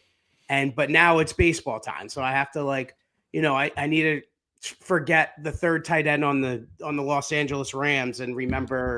It's funny you say that, bro, because I'm the same way. I'm in basketball mode right now. I'm basketball brain. I'm trying to turn off basketball brain and get into baseball. Like I'm thinking about coaches and bench players in the NBA. Nah, and listen, you're setting a good tone for the season by doing these lives early on. It's really important because here's the thing about Yankees content creators. They're all hungry. There's just so many Yankees content creators that are hungry as hell. Yeah. That's why I had to say, honey, it's time to go watch the Yankees. Because if I'm not watching them, somebody else is tweeting about them. Someone else is doing it. And you got to learn, life balance as well, because there are 162 of them. But on game 4, got to lock in a little bit. Yeah. On TikTok, at We Paid, are you showing the game or what? I know you see this. I see it. I'm not showing the game. No. If you're on TikTok, you're just seeing me. You're not even seeing my guest. Jimmy Randazzo in the chat. I just tweeted out my guy Jimmy Randazzo joining us now. Thanks for giving us some of the time. You bring up a great point as Fernando Cruz is here with 2 outs, an 0-1 count on the great Julio Rodriguez. This is a great matchup right now. Let's see if Fernando Cruz can get us out of this, or Will Julio make us pay? Here comes the pitch. That's a ball outside. You say that the Yankees content creators are hungry, and I say they should be. The reason I say they should be is look at how many people have turned Yankees Twitter into their jobs and businesses and like real life things from tweeting about the Yankees. It's true. It really is. And the thing is, like you mentioned, like John Boy and Joe's McFly, and I do think they're like basically the top. But there's so much money in the New York Yankees are worth $11 billion. There's a lot of mouths to feed. And I think that it's important as we get older to show respect, but like 2-2 count. Gets him with the splitter. I'm with you. No, go ahead. No, I'm with you. I'm watching the game and listening to you. Gotcha. So. No, when it comes down to like content creators, like I just listened to one of J. Cole's interviews, and he's like, I'm not the best, but when I get on the mic, I'm the best. He's like, he was just mentioning other rappers that were better than him, and he's like, yeah. And sometimes I'm on a verse, and I am at that point in that part of the day better than anybody else. But there's and we got out of it, struck him out. There we go. Yeah, but J. Cole mentioned one of my favorite rappers, Black Thought from The Roots. He is one of the most underestimated, rarely celebrated. Like I was so happy that J. Cole said Black Thought exists, because like I have some of Black Thought's albums. If you actually go and search, and people don't do this, go and search Black Thought on Spotify and go back and listen to his Streams of Thought series. I listen to them every week. Yeah. Like just for rapping alone, making words rhyme rhythmically on time in a cadence, like there really isn't anybody better than Black Thought. He even said Lupe Fiasco. I just went back and listened to the Cool Lupe Fiasco's album. That was an amazing album. But like to hear J. Cole, who is regarded as one of the GOATs, say, do I think I'm actually the best rapper alive? And say no, but lean into the bravado, the persona, the shtick almost that he has to put on. I could relate to that a ton because, well, one, I do think I'm the best. But like if you don't have confidence in yourself, you are not going to survive. Because, okay, for perfect example, in this industry that I'm in, like radio and media, people are going to tell you suck even if they don't believe it. So you should tell yourself you're the best even if you don't believe it. And like, I don't know, I'm so far gone. Like I'm so convinced because I've come from nothing to something. Like I got this far, so I'm like I'm delusional as far as like who I am and what I think I could do. But I related so much to J. Cole being like, I'm not the best rapper alive. On any given day I could be, but like I just rap like that to get in that mode. Like before I go on air, like I gotta be in my head, like, yo, I'm about to smoke this, I'm about to crush this, I'm about to kill this. Or if you don't, you're gonna trip over your words, you're gonna forget something, you're gonna not sound confident. You almost gotta trick yourself to be super confident. 100%. And then everybody else will see that and believe that too. No, and that, like when I went viral in 2019, like I truly believed that I was like number one. Like, do I believe that now? Like, absolutely. At that time, you were number one Yankee fan, definitely in the universe at that time. 1,000%. Like, there's no doubt in my mind. Like, Bill Burr was talking about me. I went viral like 3 times in 4 days. Like, yeah, at that time I was number one. Was I doing the correct things to, market and make money? I was working at CBS Sports. I was doing it, honestly, I was doing it for chicks back in the day. Like, we all have different things that come around. But the Giants, man, and this is how I know I'm not to cut you off. This is how I know it's late at night and I'm not thinking correctly. Bob Melvin is the Padres manager. Yeah. We just watched Tony Vitello, the rookie manager for the Giants, and I just said, oh yeah, Bob Melvin's their manager. No, they just got the rookie manager out of Tennessee, Tony Vitello. See, this is why I also stopped working my job at night, because when it gets late at night and I've been up all day, I can't think straight. No, go ahead, Jimmy. Sucks. Absolutely sucks. It's, I It's like mean, this, be your best after you've already been awake for 15 hours. nah, because if you like work at night, like, and like, you have to like wake up at 11 a.m. to read, like, you know what I mean? Like Which the is earliest. a no-go when you have a kid, which is not Yeah. possible. There's no day you can wake up that late when you have a baby. Nah, I agree with you. Judge strikes out. Um, Yeah, we'll never mind it. It Cutter is is what it King is. is about to tweet something. Um, and Aaron Boone, I really am trying to give Aaron Boone as much as like a leash as anybody, but he infuriates me every single time I look at him. Ooh, did he go? That was close. Boone might get ejected. He He's probably he's wants looking to. hot. It's cold out there. He probably wants to get ejected. They're freezing out there. I think your stream's ahead of mine. You're watching on cable? No, on the Gotham Sports app. Everybody was killing the Gotham Sports app when the game started. They're like, Keith, how bad is the Gotham Sports app? I'm like, I wouldn't know. I never downloaded it. Yeah, I don't have cable, unfortunately. That's what happens when you move in with somebody and you're just like, oh, I guess it's YouTube TV time. So, I but mean, YouTube TV, I will streaming is say, the way. YouTube TV might be the best. Next to it's Fubo, really good. it's It is very good. really good. Not to go like get too crazy off the Yankees, but that UConn Duke game yesterday. I was already talking about it. I said how I grew up a Duke fan. I'm glad that I grew up and like gave that up. Because Me like too. if I was still a diehard Duke fan and watched that shit as I would have been crushed. I turned that game off.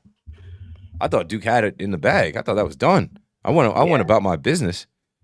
Then I come back to check the score. I was like 73, 72. What the hell? No, 100%. Like, same thing happened the year before with Cooper Flag. Like, just it sucks. And like it was funny because my brother was like a North Carolina fan, so I gravitate towards Duke. And then of course he married a girl who went to Duke. So like I still root for them or whatever, but my Illinois ticket got a lot more lucrative.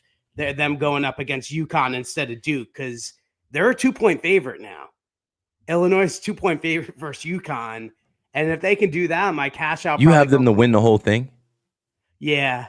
You know what happened? I bet Penn plus 25 and a half versus them in the first round. And then I was like watching the game. I'm like, oh my God, Peja Stojakovic's son is on the team. I had no idea. And Peja Stojakovic is my favorite player of all time. Like I used to play with him in video games. And I was like, nope, I'm putting in the $100. I was like, this is the best team I've seen all season. So I put in the bet. I actually think Michigan's gonna win though. Michigan, Arizona, and Duke were the three best teams by a landslide. Yeah. Michigan And those is Michigan kids are tough as hell and they know they're good. It's hard to yes, beat. so It's hard to beat a team like that. Like they got so many good players. The NIL era, they know they're stacked. They're talking the talk, walking the walk. They smoked Tennessee. It wasn't even close. And yeah, they got maybe Larry Ellison and Dave Portnoy taking their money and just being like, "Hey, we're gonna win a 10 national championship." yeah, yeah. That's what my wife said. She's like, "Dave Portnoy has the NCAA rigged," and I was like, "You might be right." Actually, because Larry Ellison's girlfriend or wife, I can't remember which one, is the went to Michigan, and he's a multi billionaire. And I mean, that's kind of what St. John's did with Mike Rapoli. These Yeah. billionaires are trying to buy championships, and you know what? Rich I had alumni. billions of dollars. I would do the same thing. Sure. You want your school to be good and you have the power to do it. Like you have the power. It's something that they've done forever, but some people wouldn't do it illegally. Some people didn't want to be boosters. Some people didn't want to be connected to that because the NCAA could prosecute the school and then that could hurt the school and really damage the school and impact them negatively. And you don't want to have that blood on your hands. But now that they do these like collectives and these NIL donate days and like you can put any amount of money in, why wouldn't you? Why wouldn't if you're a multimillionaire and you want your school to be good? Yeah, I'll put a couple million in to get the best players over here. They're literally just playing Monopoly. Like it's crazy. Look at Indiana, bro. Look at Indiana. Like football. They go get Kurt Signetti. They pay him a ton of money. And then they keep kids in school because they're paying them, and then they go get a bunch of kids to transfer in there and paying them. And it's like, bro, Indiana was never good at football, but through Yeah. NIL and the transfer portal, anything is possible. And if you have an absolute psychopath as a coach, that also helps because That guy's different. Pignetti's insane. And I mean the UConn coach. I was laughing at Hurley yesterday when Duke was up 15 points with 9 minutes left, and Hurley's screaming at every single one of his players, and I'm like laughing, like, dude, this game's over, and then it wasn't over. It wasn't over. So, sixth inning, bottom of the sixth inning. Sorry, Yep. we got a little moving right along there. here. If anybody Jake in the Bird. comments has any questions, drop them for me and Keith. But yeah, Yeah, sorry, go for it. I mean, I'm surprised we got this many people in here at almost 11:30. Because Yankees fans are the best fans on the planet. Like it's definitely true. Like worse, and at this point, we're so freaking hungry for a championship. Like, but I always said that, like, when I really put my 100% focus into this team is when they're going to finally win a World Series. So I guess I have to try hard this year. This team's good enough to do it. I don't care what anybody says. This team's good enough to do it. If they stay healthy, if they add some pieces at the deadline, just in case they're not healthy and they make some trades, this team is good enough to do it. I don't understand jaded Yankee fans. There have been some way worse teams to be out on. People that are out on this team, you sound stupid. Like, you really sound dumb. I don't think anyone's actually. I think we're tired of the same old shit. Sorry for cursing, but okay, perfect example. We're playing against the Seattle Mariners. They've never been to the World Series. They've had some good teams. They've had Ken Griffey Jr. teams, Edgar Martinez teams, Jay Buhner teams, Ichiro teams. Now they have Julio Rodriguez. Cal Raleigh didn't even play today because he has started off slow, affected by the World Baseball Classic. Last year, they were 8 outs away from going to their first World Series ever, and they folded. And their fans are super loyal. I've been out there. Those fans have been through it. They packed that place, and they had their hearts broken. Tomorrow night, I'll have my boy Rome on, who's a Seattle fan, like lives out there, Seahawks fan, Mariners fan. They were sure that team was going to win. Sam Darnold ended up, helping them pick the pieces of their hearts back together and winning the Super Bowl this year. But what I'm saying is, us as Yankee fans, we are spoiled individuals. There are generations and generations of Mariners fans whose, grandparents, parents, and they never seen them win anything. And we're getting jaded about them because they haven't won a World Series in 16 years. Come on, Ben Rice, pick that. Damn it. You're ahead of me. Let's see. Come on, Ben Rice. Catch the damn ball, kid. You're the everyday first baseman. Somebody in the chat was saying that Goldie should be playing in the beginning of the year. Ryan McMahon gets it clean. He's got to probably make a better throw, but let's see where his throw goes. It skips. No, Ben Rice got to make that play. Ben Rice got to make that play. You got to handle that. You got it before I do. So I'm going to check out the replay here. Now I'm checking it out. Nice. Ben Rice got to make that play. But I will say this, Keith. For Ryan McMahon, he's not on this team to hit. He's on this team to field. So, like, give him a little bit of a better throw. Can you hit him in the chest? Like, hit him in the air? I don't know. It's tough. That would have been the last out of the inning. You got to make that play. That's the last out of the inning. Now Jake Bird's got to face another batter. People were wondering whether it was Jake Bird or Larry Bird a couple of days ago. Or Greg Bird. Or Greg Bird. He's doing his best Houdini act. Ralph Cramden said 90 Seattle versus Yankees was it. Yeah, I was too young for it, but I've watched the tapes back. They had us. I unfortunately remember that in 1994.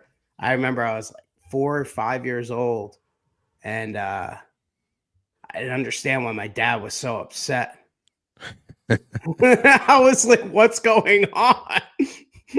I was like, "Did somebody die?" Freaking Ken Griffey Jr.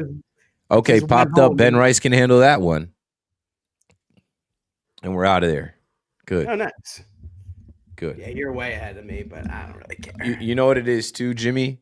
There is a younger generation of Yankee fans that was not alive for those mid-90s Yankees teams or late 90s Yankees teams, or even the like early 2000s.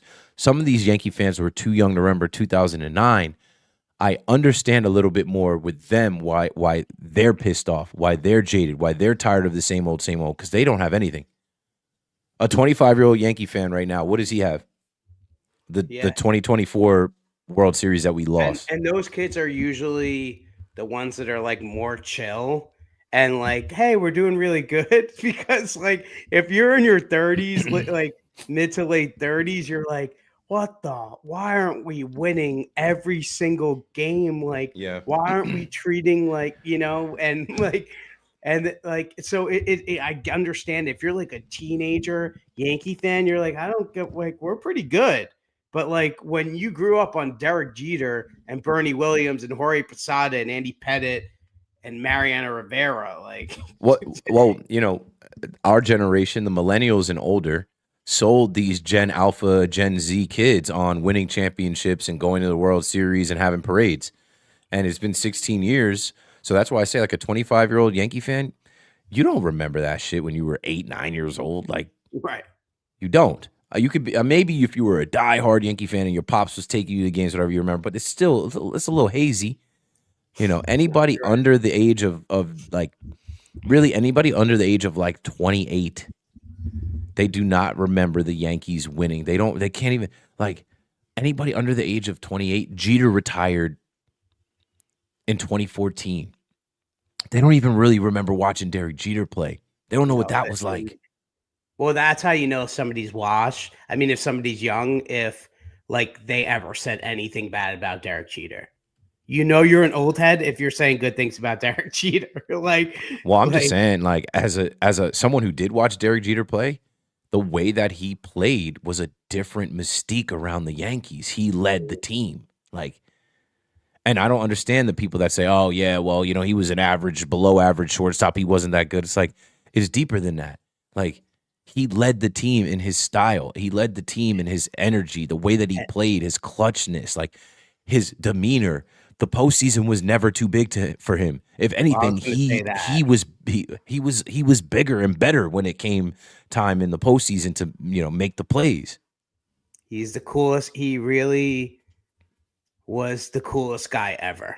Like 1998 Derek Jeter, I'll put him up with 1998 Michael Jordan. Like, that's how cool, a level of coolness, like, unmatched. He was just so cool. And I was saying this. I was like talking to my wife about being a Yankee fan. I was like, I was the coolest 14-year-old of all time because I was just, I had won, I had won 4 times. Like, you just don't even know what is like, you don't even know what's going on. Like 8 years old, 9 years old, 10 years old, 11 years old. And I'm like, what is going on? I just like you, and then like, that's why like there are sad Mets fans and there are, happy Yankees fans. But being a Yankee fan, being a baseball fan, it really is a sickness. That's really what it is. Leadoff knock for Ben Rice. There we go. I'm trying to see something here because my score bug, I don't think there it is. I don't think it's available though when I have 2 people here like that. Yeah, there's no way to move it. Let's see. Still kind of working out the stuff. Like, you can see, like, Jimmy, you can see the score bug up top. Yeah. When it's just me here. I got to figure out a way to work around this. Nah, it's good that you're like, it's good that, like, listen, a lot of Testing. people like, a lot of people like wait until something's perfect. Like, just press go, just go, just go. No, shout out to the people at Live on Assist and shout out to Sean. It's his company. I'm doing these streams as it's kind of in a beta testing, developmental stage in general. Like, I'm not making money off of it yet, but I'm using it so that there even is, the option of, okay, you guys are watching this stream. TikTok can't see this, but shout you can out see. to Sean on Assist. I met with Sean a couple years ago. Yeah, he's a mover, man. He's talked He's to a a lot of Tarrytown. people. He's a Tarrytown boy, or Is he? he's around that. But shout out to Sean, Sean K. Right, Yeah. Sean Stanton K. hits a ball hard. He's on, so we've got runners on first and second, no outs. Yankees gotta make them pay. It's the seventh inning. It's gotta happen now. Yeah, let's go. Whoop. I'm just But seeing if yeah, I. I didn't realize. I was talking to Sean earlier. Yeah. I was So just how so about busy. I didn't Jaden have time to. Ivey? Jaden Ivey, Jaden Ivey is in the news for his takes on the LGBTQ community, and he should have kept them to himself. Yeah, I was gonna say let's keep that to ourselves. Yeah, I won't say anything else about it. But I just went back to my phone and I go to Twitter, and it's this Yeah, guy. He's going in. And it's like, okay. what did you think was gonna happen?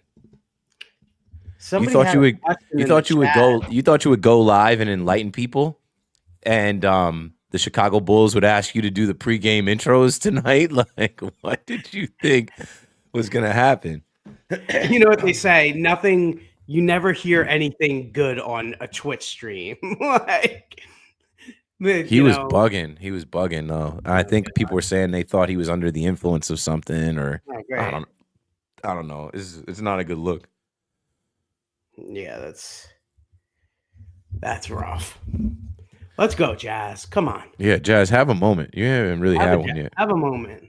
I want to be able to come on here, whenever I come on here and say, we're 1-0 together. Let's get the vibes going. It doesn't Although have to it's a be. little unfair because I did start my run differential is 0.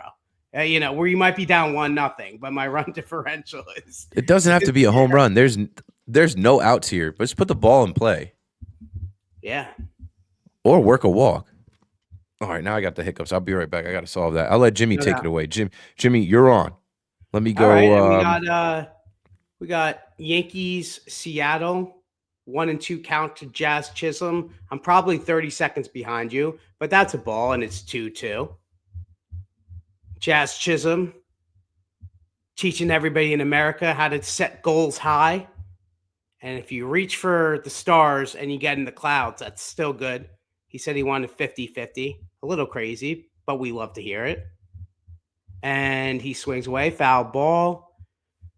And Jazz is going to get another pitch. Ferrer is in for the Mariners. He's 13 pitches through.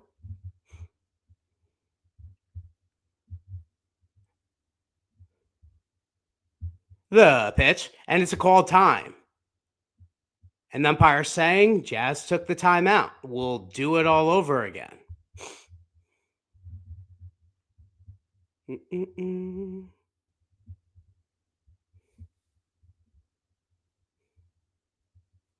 All right, Ferrer getting ready.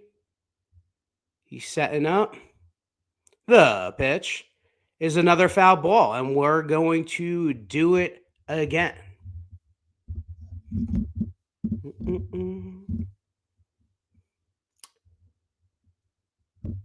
This is a station identification.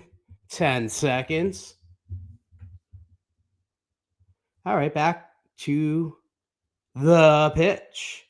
And it's a ground ball to the right side.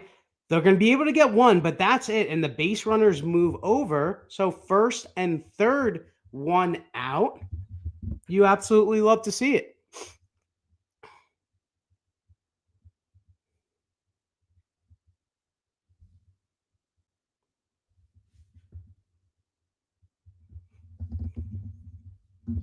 And it looks like Rosario is going to probably come into pinch hit here. And now we have a meeting of the minds at the mound. We'll see what Seattle wants to do.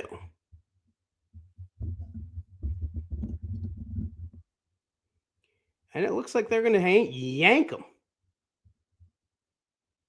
He's saying, really? Am I really getting yanked here? Yeah, you're getting yanked. You're getting yanked on yes. And it looks like we're going to get Rosario.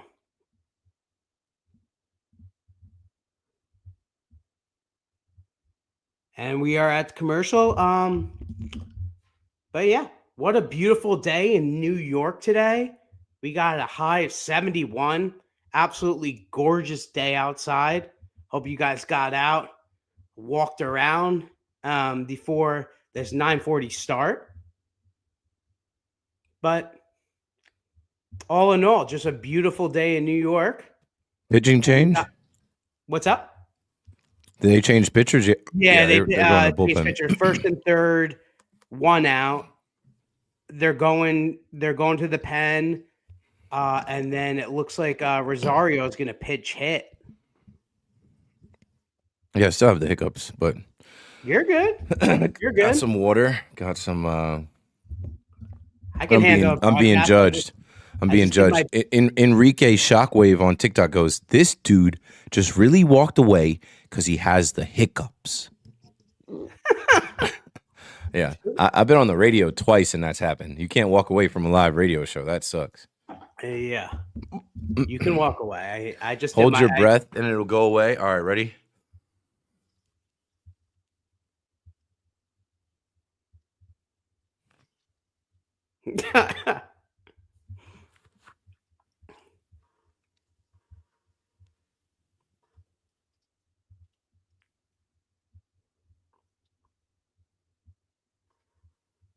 Yankees hockey jersey night, Friday, April 17th, 7:05.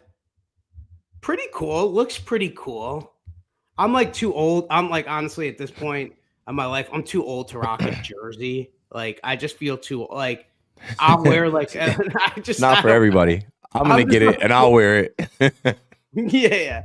I'm too old. Like, I'm not cool enough to wear like I guess I could pull it off maybe, but I don't know. But yeah, I got the last two. This one I think is the best looking one. It's white with like a Yankee shield on it. Come on, Ahmed Rosario. We're giving you an opportunity here, buddy. And I know Dan Wilson countered, but so what? Have a moment here. Psychotic says, "Hey Keith, huge fan, my guy. Hiccups? Yeah, it happens. I think what it is because like I think I'm getting sick, bro. I might be a little under the weather, bro. Damn. But whatever. No sick days, no days off. I got to get up tomorrow and go to the stadium for the concessions preview, the 2026 concessions preview, free food. So don't eat breakfast. Just go there and eat for free on the Yankees. Dear God. A bunch of like sandwiches and things that I'm not gonna order in the stadium. I was on this stream talking about how like 75% of the games I've been to games and didn't order a damn thing, didn't wait in line at all. Like, no, shout out to Chris Kirshner. He loves the stadium food tweets. His tweets about food always go off. Yeah, he's in Seattle. He's gonna miss this. That's another reason why I was happy that I was able to RSVP with the Yankees and they confirmed me because I'm like, oh, the beat writers are in Seattle, and that's a sac fly to tie the game by Ahmed Rosario. He has a moment. Ahmed Rosario gets it done. Whoop. We'll take it. Slack flies are chill. Very chill. Cool. Very cool. All right, now my plus minus run differential on Keith McPherson's lives is +1. I just I'm gonna keep a tracker. What is this you're tracking? Your plus minus on the Yankees. The Yankees scored a run. Oh, okay. I'm saying I'm not giving Seattle that run because I wasn't on the live when it happened. Yeah, so you're up. Let's see if Austin Wells can pad. If Austin Wells can just drive one at a double, maybe. Who's on first? Jazz. Jazz could score. Jazz could go first at home on a double easily. No, that's not going to do it. I feel like Austin Wells, like he became a guy where we were like, on, right? Like at the end of the year, and then he played for DR, and we're like, he's everyone's favorite player again. I hope he just carries some of that over. I mean, the first game he came up big, but He played so well in the World Baseball Classic for DR. It made you like similar to what you're saying. Be like, yeah, that's our guy. Like we're back on the Wells train again. Yeah, I'll be back in 20 seconds. You got it. And you're stuck with me. If you'll allow me to, I don't know, drop a beat or something. Yeah, why not? Let's drop a beat. I feel like I play that beat all the time. I need to get more beats. I like this beat too. Okay, this is one of the like more recent beats I put in here. It's just like a underneath beat. I'm not about to kick no raps. I'm too tired, bro. I'm too tired for that. TikTok can't hear the beat though. Shout out to TikTok. 29 people followed the creator. That's me. There's been 7,586 likes. Is that all time?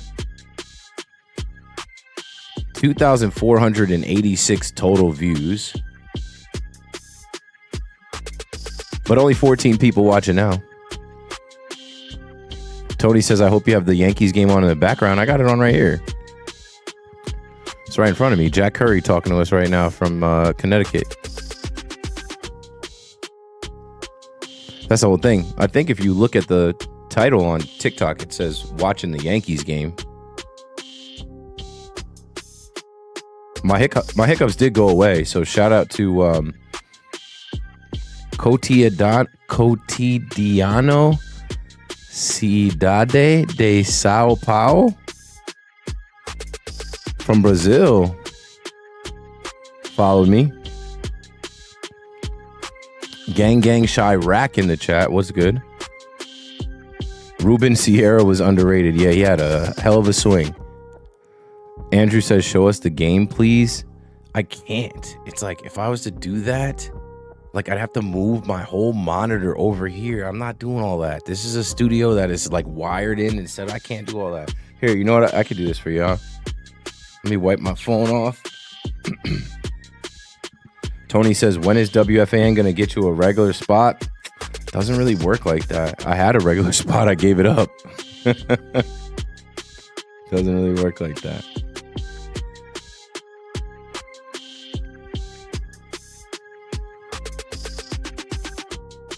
This what y'all wanted to see? But I think you get flagged if you do this for too long. Brent Hedrick. And it's a terrible glare.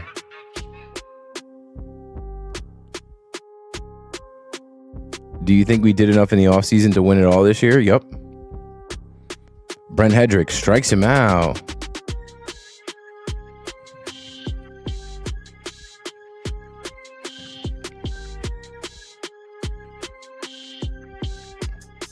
All right, enough of that beat. It's KM to AM. It's the Keith McPherson Show. Oh, and we back.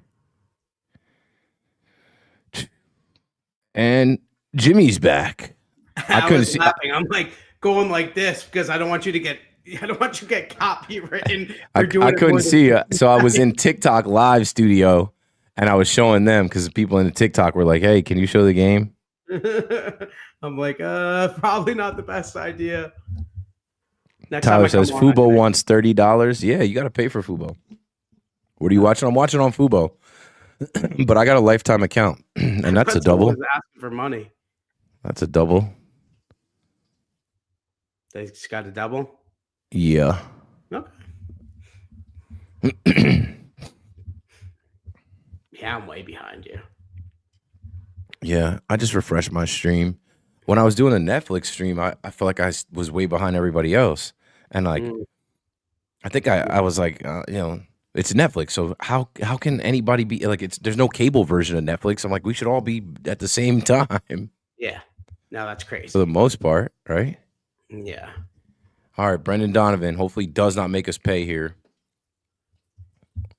Lefty on lefty crime here. Let's see it. Brent Hedrick, who like, I don't want to jinx it, so I'm not going to say what I'm going to say. Say it. the bullpen. No, the bullpen's been very good so far. They haven't given up anything. They've barely given up hits. You know, Sorry. and they were the biggest question mark. You know, I just saw in the chat. Hey, do you think we did enough? Dylan Weiss says, you think we did enough to win it all this offseason? I'm like, yeah, we're so far away now from the offseason and like what this team's going to look like in October. But one of the biggest things people questioned was the bullpen and how good they were going to be. It's more like that's more of a new part of the team than anything else. And so far, very good. And shout out to Boone for pushing the buttons. That's not good. Are they sending him? Throw him out. I was about to say, if they send his ass, gun him out, Belly. Runners at the corners after the Brendan Donovan knock. Brendan Donovan's a really good player. I didn't expect Brent. Oh, look at this. A Cal Raleigh pinch hit. Riveting. He sucks right now. Go right at him. He sucks right now. So far behind you. Okay, first and third. That's where I am now. But I know, and this is really the infuriating part. Is like, do I just get cable for like, just so I can like be on top? I've thought about it. I've thought about it in the past, but like, nah. Only because, like I said, I worked at Fubo, so like I work at. Oh, they're going to take him out. No, Matt Blake's talking to him. I worked at Fubo, and I don't know if I'm allowed to say this, but I've already said it. I got a lifetime subscription. I got a lifetime free account. I was the first social media marketing person that they hired at the company. That's crazy. And not for nothing, when I left the company, I left to go work for Jay-Z at Rock Nation.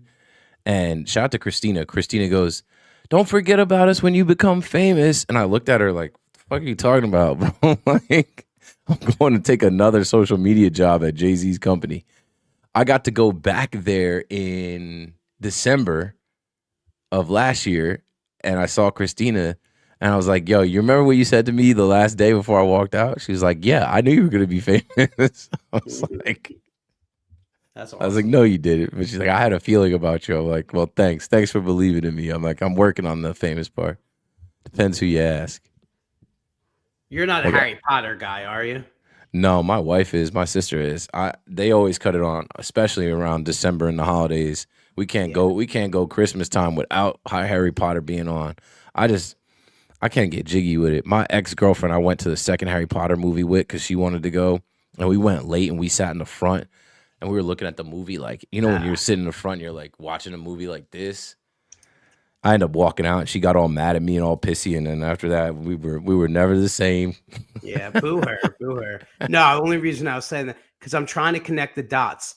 Harry Potter's his owl is named Hedwig. So whenever Hedrick is in, I do the Hedwig. It's so not like It's got nothing to do with that. It's like it's Hedrick, not Hedwig, and I still have to like tweet out the owl, and like people are probably like, "What is like? Why did this get?" Nobody else connected the dots with Like Jimmy, with Harry Potter's owl and this left-handed reliever from the Yankees. Yeah, like did Jimmy take a gummy? Like that's what they're saying. That's funny though. I don't know the character. All right, strike him out. What did I say? I just said Cal Raleigh sucks right now. Go right at his ass. Struck him out. Yeah, but I'm just gonna continue to tweet the Hedwig. Yeah, I mean, we all got to come up with these like little things for like the players and Yankees Twitter. I do that every year. I always have nicknames or little things that I tweet for these guys. I'm convinced that I'm the reason. Look, Judge was loving that too, because that guy Cal Raleigh is no Judge, but for a while there was a campaign that he should win MVP over Judge. I was like, these people are smoking dope. These people are on K2. These people are on eating bath salts for breakfast. Cal Raleigh, his OPS was 200 points lower than Judge. Do you walk Julio here? Do you think about it or pitcher? It's a tough spot. I would go to the bullpen, but they want to keep it. They want to keep the lefty. They're gonna let him roll. He's 16 pitches in. Fuck, this is scary. Aaron Boone is shaking. In the TikTok chat, A. Rivera says, "Hope you get more followers. You are the best. Miss you on WFAN." Yeah, I only got like 6,000 followers on TikTok. I don't feel no way about it because I know why. I was not active on the platform. I was not using the platform. I was not a big TikTok fan in the beginning. But now I No, just post my stuff there. I'm trying to get on do TikTok stuff now too because like that's what I brands think want. Boone's about to go get him now. Boone's walking out now. I think he changed his mind. Look how angry he looks. He looks so mad. He is so mad. But yo, it is worth it to post on TikTok. Sometimes shit goes. Sometimes it doesn't do anything. Sometimes shit goes. Like I have some videos on there from years ago that did hundreds of thousands of views. Where I don't have anything on Instagram doing hundreds of thousands of views. No, it's so dumb. Like I have like a reaction of like Max Fried like picking somebody off, and I was just like doing some commentator voice, joking around. And I was like 240,000 views. But like on my like Yankees pod TikTok algorithm, like it's all like inspirational people being like, just do it. Just do it. 7 to 15-second clips, and you can be the one. But that shit is. money off of I'm, TikTok. no, I'm seeing it too, and they're selling people a false fucking dream. Like, there's this one girl I commented on it. She's like, "This is a hook. This is a hook. This is a hook. This is a hook." And at the end, she's like, "Make sure you use these hooks in your videos." Blah blah blah. And I'm like, "No, that works for you because you're attractive. You're a good-looking girl. Like, you flip your hair, that's a hook. You prop your tits up, that's a hook. Like, the rest of us can't do that. Like, they're selling false dreams to people online. Like, I make so much money off of content creation and you can too. No, I can't. No, everybody is different, bro. No, you can. I can't do what you do. No, I'm you not can't. you. I got No, a kid. I got a wife. I got a job. I can't just do what you do. Like, You could do it though. TikTok. well, I can. You can. You can. I don't really even try, and I have a decent amount of things. No, Like, you're getting good on TikTok, but like I think that you like have to like the algorithm. you got to post a lot. You got to post a lot, and you gotta kind of like narrow your focus. Like, you got to have a niche. You got to have like, something that people come to expect. It's all entertainment, right?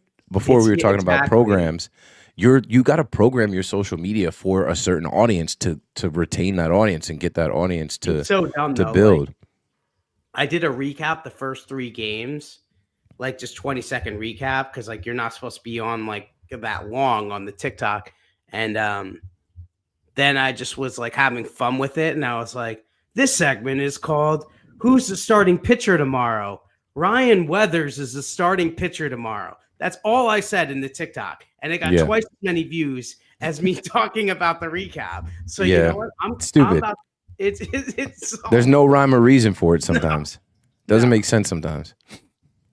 Yeah. So I'm gonna start doing that, just like silly segments. Like this segment is called "It's the 7th inning and the Yankees are tied 1-1 with the Mariners."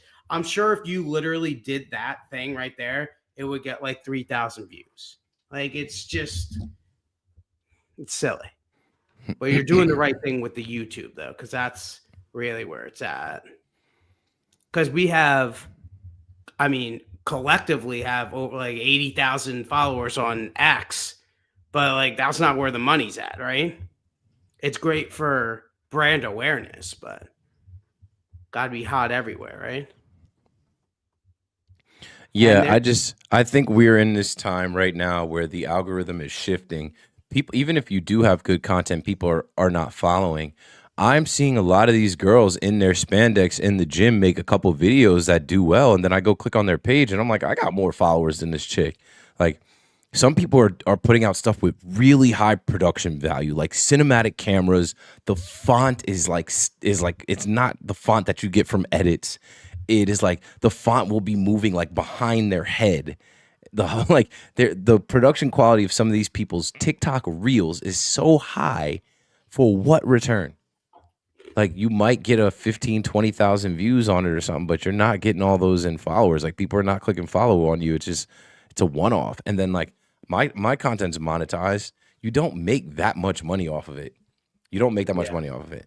I don't know. Like, I'm just getting into the TikTok game this year because like my team was like so focused on like Twitter that I'm just like sitting there. I'm like, you know what? I can do the Twitter by myself. Like we do Yankees t-shirt giveaways and fill in the blanks, easy stuff. But yeah, YouTube and TikTok is where it's at.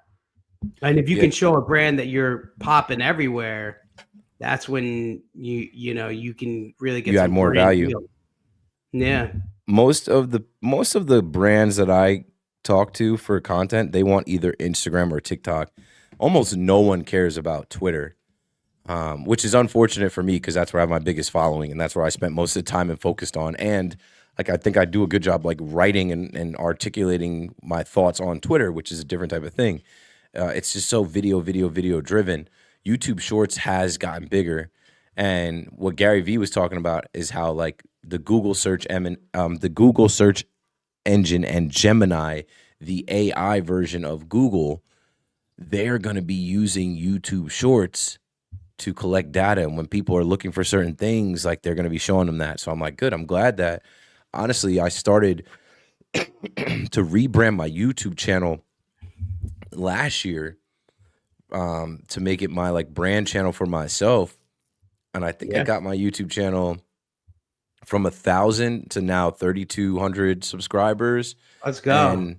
And now I'm doing these live streams, which is different. And I don't know. I don't try and stress too much about it because like I'm blessed. If I was to delete all my social media right now, my agent could call SiriusXM, ESPN Radio, Fox Sports Radio, WFAN and say, hey, I have a radio host for you. He deleted all of his social media, but he's a really good radio host. You know, what's available? Can we sign a deal? Can we sign a contract to hire him? And I could do radio, just radio straight up. But like, I view myself as somebody in this current media market that is more than that. Like, so perfect example.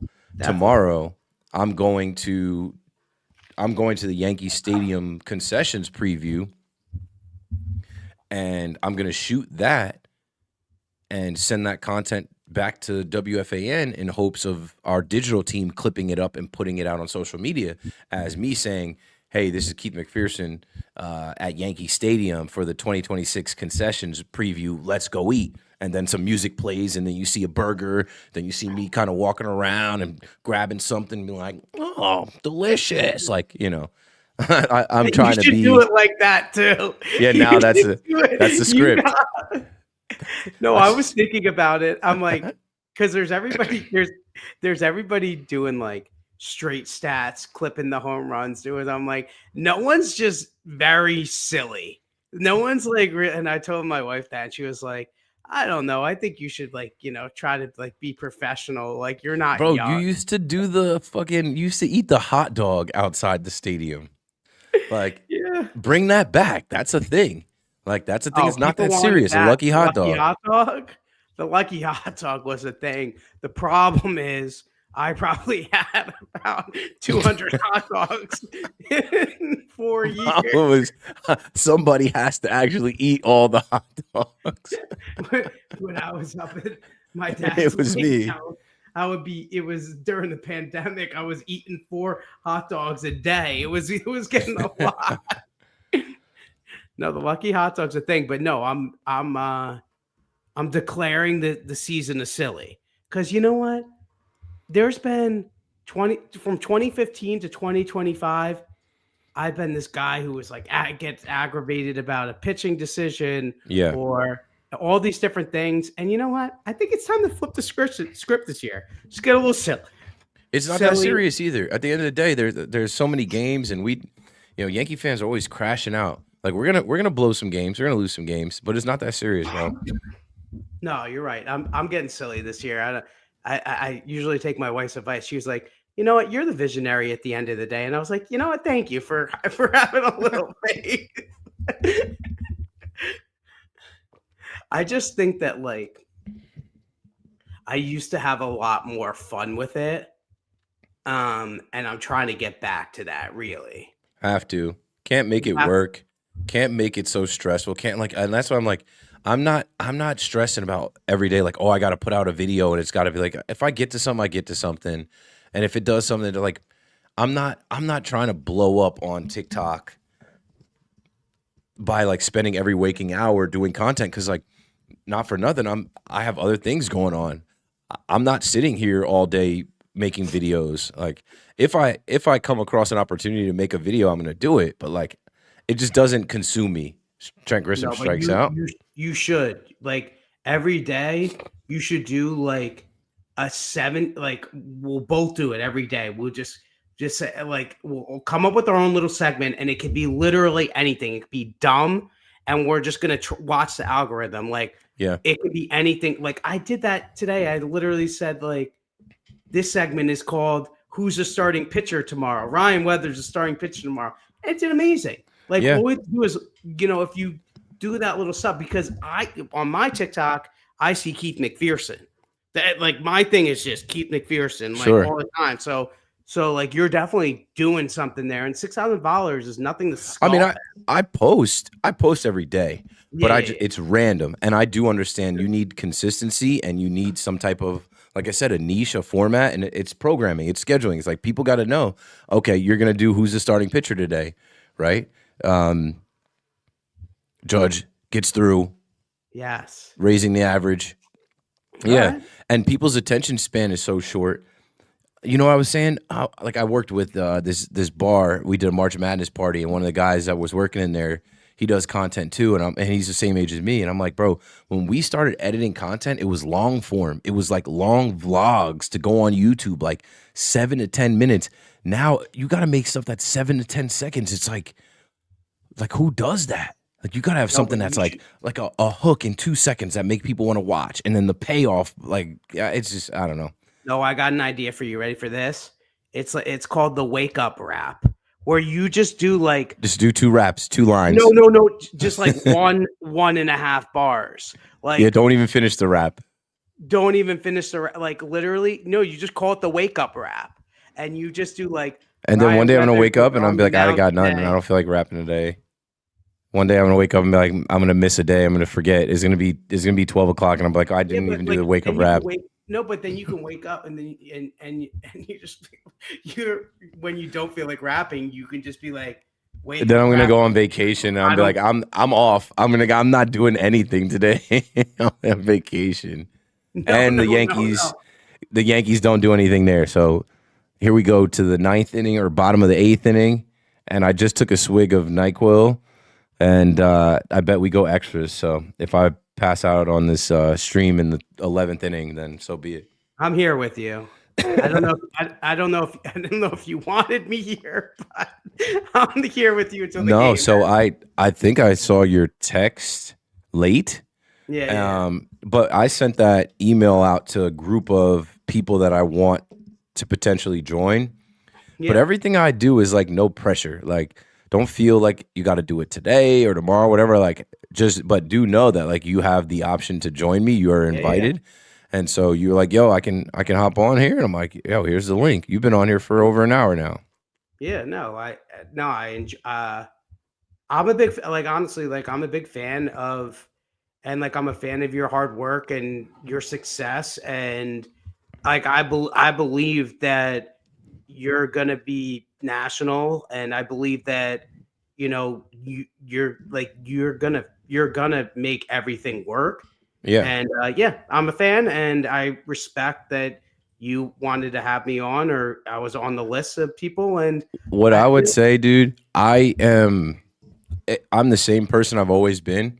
Like, you know what? I end up muting this guy on Twitter yesterday because he writes to me and he goes, yo, you're the man. Why are you doing a show with a child? So earlier in the stream, Andrew is the child he was speaking of who was on my stream on Saturday. And shout out to Andrew. Andrew is a sophomore in high school right here. What up? Studying math and watching baseball, nothing better. I don't care that Andrew is 15 years old. He's a Yankee fan. He's a content creator. He's got a podcast. I've done his podcast. He's interviewed me twice. He's interviewed me at spring training. He's interviewed me at the Somerset Patriots game.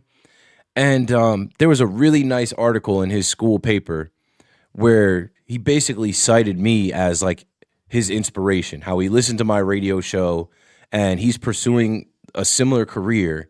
And like, do you know what that means to someone like me? Like, that's great. Like I have a son. I hope that my son finds someone that he admires, that he's inspired by, reaches out to them, and they treat him like I treat someone like Andrew, where I even take it a step further to say, you want to be on camera? You want to talk sports? Well, come on with me. Jump on my stream. And I threw him into the fire. He was on the stream by himself Saturday night. And someone wrote, like, why are you doing that? Like, what he was alluding to, it felt like he was alluding to, like you're too big to be doing streams with kids. Well, I don't carry myself like that. Right. I was on Friday night on Fox Sports Radio with Rob Parker, who's been covering sports for 40 years as a writer, reporter, broadcaster on Fox Sports Radio nationally. And then Saturday night, I'm doing my own stream with a 15-year-old kid who aspires to be somebody. I treat everybody the same. As long as they're respectful, 100%. as long as they're cool. Like, I'll always be like that. Now, there might be a time where I'm doing something that doesn't allow me to, but as far as my own platforms and support and stuff like that, like, I'm not too big for anybody, and I'm always gonna pay it forward. I'm always gonna give back. And even when my platform is massive, hopefully one day I have a live stream, and I don't know. Let me see how many people are in here right now. 600, like maybe one day that'll be 622,000. I'll still be on the same shit. I'll be the same. I'll be talking the same way. You don't even have to. You don't even have to like say that. People know. But so some people, I guess, don't, because like to be like, why are you doing that with a child? It's like, you just made it weird, bro. I'm not even thinking of it like that. When I had the blog that we were running the blog every day, I met a 14-year-old kid who was in line when I was at the Palisades Mall getting Christmas presents, and the Bell Andujar just happened to be like signing autographs. And I had like a 15-year-old blogging for me he was doing all my jet stuff. It's fun to and people don't realize it's good to like it's rewarding to get back. So like don't listen. When we were kids, we didn't have the opportunity or ability to connect like this. You couldn't send a DM. There were no like social media for you to do that. You couldn't go on someone's live stream. Every day I am either responding to somebody's email, DM, hey Keith, I'd like some advice. How did you do what you've done? Hey Keith, big fan. Can you do an interview with me for my school? Earlier in the stream. Right. Shout out to Sean McCreary, who was in the stream. This morning I did his interview for his school project, where like, you know how many kids have chosen me? At least 30 have, over the last 4 years since I've been on the radio, have chosen to reach out to me for the, like, you get to interview a person. Try to interview somebody in your desired field. Yeah, here we go. End of the 8th into the 9th. And I take all of those kids that have DM'd me or emailed me like, hey, can I interview you for my school? I take all of them. And I try and help them out. Usually for me, it's usually, hey, Jimmy, can I have a T-shirt? That's what they want. Hey, Jimmy, where's my T-shirt at, though? Nah, I'm telling you, like, we told the story in here about Andrew, and there is a woman who works at Odyssey, which WFAN is under Odyssey, and I'm like, universe never unconnects. So, like, Andrew had me on his podcast. Young guys. He had me on his podcast when he's 13, 2 years ago. Then I run into him at spring training. He's so excited to see me at spring training last year. Hey, Keith, can I get an interview? I do the interview. Then I go and I I host the celebration of the Negro Leagues at the Somerset Patriots minor league facility. Minor league ballpark, TD ballpark out there. I'm on stage. Or not on stage. I'm on the mic. I'm doing the ceremonies. And then when I come out, he's there. He asked me for an interview. So now I've run into this kid 3 times. Then I pop up in this article where he's citing how, his inspiration for pursuing, broadcasting, whatever, is Keith McPherson. That to me is solid. Then I get an email from this woman this last month saying that she's like, this is such a random connection. Bear with me. there's a private school in New Jersey, I guess she was interviewing at. And she's like, during my earlier interviews, someone tipped me off to a great kid named Andrew Hefner who wants to be a sports broadcaster. Fast forward today, I'm reading an article about him, and the article mentions how much he loves listening to you and how excited he was to get to interview you. Yeah. So another professional in my industry that is on the radio in my building that talks to my boss and other people and my peers was interviewing for some type of side role job. Maybe, I don't know, she does some type of speech or whatever she might be teaching in that school. She goes back, I'm sure, and tells him one of the kids at the school is a big Keith McPherson fan. Not Tiki Barber, not Boomer Esiason, not Craig Carton. The kid's a big Keith McPherson fan, not to knock those guys. And like, I'm accessible to that young man. Why wouldn't I be? Top of the 9th here as Ben Rice steps into the box. 1-0 count. No, people are weird. That's an anonymous guy that is looking at me like, why are you working with children? I'm like, why wouldn't I? You can't even be given any of these people the time of day, though, dude. Oh, I didn't respond. I just muted him because I'm like, bro, you're a clown. Like, I know, but don't even. I mean, listen. There's a lot of air to fill, so if you needed if you have to, because you're on air for 3 hours straight. But oh no, I've done 5-hour radio shows by myself, which are much harder than doing this. At least this has a live chat. At least this, I'm watching a game. I'm sharing my platform. I'm hoping that somebody sees you on here and follows you. I have people jump in this chat and say, hey, we just saw you on Rob Parker's show. Rob Parker did that for me, right? Rob Parker's an OG. 100%. He just had me on his Fox Sports radio show. I did four shows in the last month. That's awesome. People are like, who's this guy? People followed me off that. You got to always you know what I say? There were times when I was trying to get on and I felt like nobody was trying to help. I felt like nobody was sending down the ladders. Nobody was sending a rope. Nobody was trying to help. And that feeling of damn, I want so badly to do this, but I don't have anybody to connect with. I don't have anybody to help me. It sucks. So whenever people reach out to me, if you're good or you're cool, and don't get me wrong, there's some people that reach out. Like I have kids that have literally hit me on this guy. I have people that have literally hit me on LinkedIn like, yo, can I get on your radio show? How can I get on your radio show? I'm like, call. They're like, no, as a guest. And I'm like, as a guest? I have Bernie Williams as a guest. I have Warren Moon as a guest. You're not a guest. You got a lot to learn. I think that from my perspective, also Giancarlo Stanton, he sneaky might go deep here. It might. So let's lock in. Let's lock in on his AB. Let's lock in on the AB because I'm feeling something good here. But nah, trolls are trolls for a reason. They all wish they could be you. Let's just call a spade a spade. That's a base hit. I knew I had a good feeling that he was going to do something. Is that one? That's two. Oh, that's a double in the gap. I said a base hit because he usually can't run. Keith, I'm like the kid in Angels in the Outfield. I felt that right there. I was like, wait a second. We got to lock in for a second.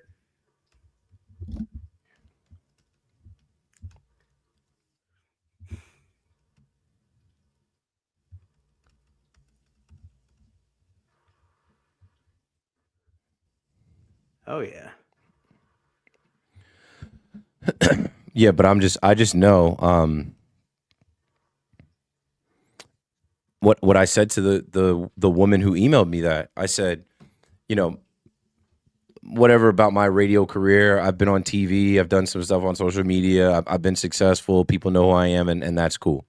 My superpower will be revealed years from now, whether I'm still in the media or not, which I probably will be, but my superpower will be revealed when there's another wave of young broadcasters and content creators and podcasters and streamers in the sports world that come up and they get interviewed and they ask them, so who'd you listen to? Who'd you follow? Who inspired you? Did you meet anybody along the way? And they say Keith McPherson. When that happens, yeah, you're like Samuel Samuel L. Jackson in the Avengers. Like you're like you're like He was Nick Fury in the Avengers. you're gonna be like in charge of like 115-year-olds running around.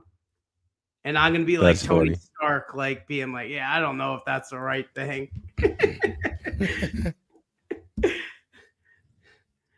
No, I'm like trying to fix my light, man. I think my light burned out. I have another light like underneath me here.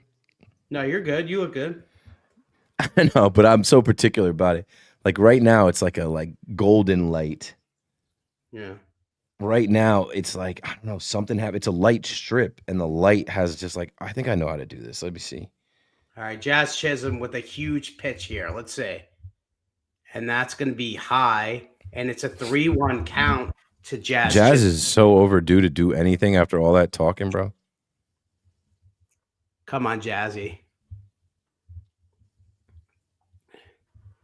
The 3-1. Beat it out. Beat it out. Nope. Yeah, I guess Rosario's coming up to the plate because Rosario, do it again. Get a base hit here. Beat a hero. Yeah, I think this light just burnt out on me, bro. Yeah. I'll get another one. So I got these from. Next time I'll come a little prepared. I had no idea if I was hopping on or not. I have a stand. Are you on your computer or MacBook? I'm on my computer. Okay, I mean, because you're probably using your built-in webcam, right? Yeah, I was going to say your camera's a little bit fuzzy. It's really bad. But yeah, maybe it's probably just whatever year. Like I'm using I'm on my MacBook. This is a separate webcam, but it's also it's an Elgato 4K webcam. No, I'm not even in 4K right now. I'm in 1080p. But I got to get a webcam. I've got all this shit. But this light came from Govey, and I'm like, okay, like now something is up with this light because like Mario strikes out, and we're going out of the ninth. I can't get it to stay lit all the way around. I'm like, why is that? So I'm about to send a picture of it and tell them, yo, send me a new light, because I did an activation for them. They sent me the lights and like $300 to post a video about like, oh, setting up my studio with Govey lights. But that's like legit. What I'm gonna tell them is, yo, shit's not working now. Need another light. Like, what's the deal? Yo, Tino Martinez just sounded like Eli Manning for a second in that Car Shield commercial. I looked up, I thought it was Eli. It's Tino Martinez. You know, it's funny, the Gotham Sports app. You don't have that commercial? No, it's the volume just doesn't work for me. It's straight up just not working. Oh. I'll try to go out and go back in. Let's see. Yeah, straight up, my Gotham Sports app just doesn't have volume. So that's fine. I'd rather listen to Keith McPherson than Michael K. We're about to go Michael extras. Don't get me wrong, but let's be honest at this point. I'm listening to it lightly in my headphones. We're about to go extras, and I knew that. I'm like, I gotta go to sleep because I gotta be on the train at 9:30 to Yankee Stadium. Damn. Well, whatever. You let me know if you don't want to finish the game. Nah, I'm gonna try and finish this game, but if they go 11, 12 innings, like, bruh, I gotta go to sleep. It's gonna be me on here alone. And like the thing is, everybody that's going to Yankee Stadium tomorrow is probably watching this game right now too. No, yeah. It was Jake Bird. Fuck, we're about to lose.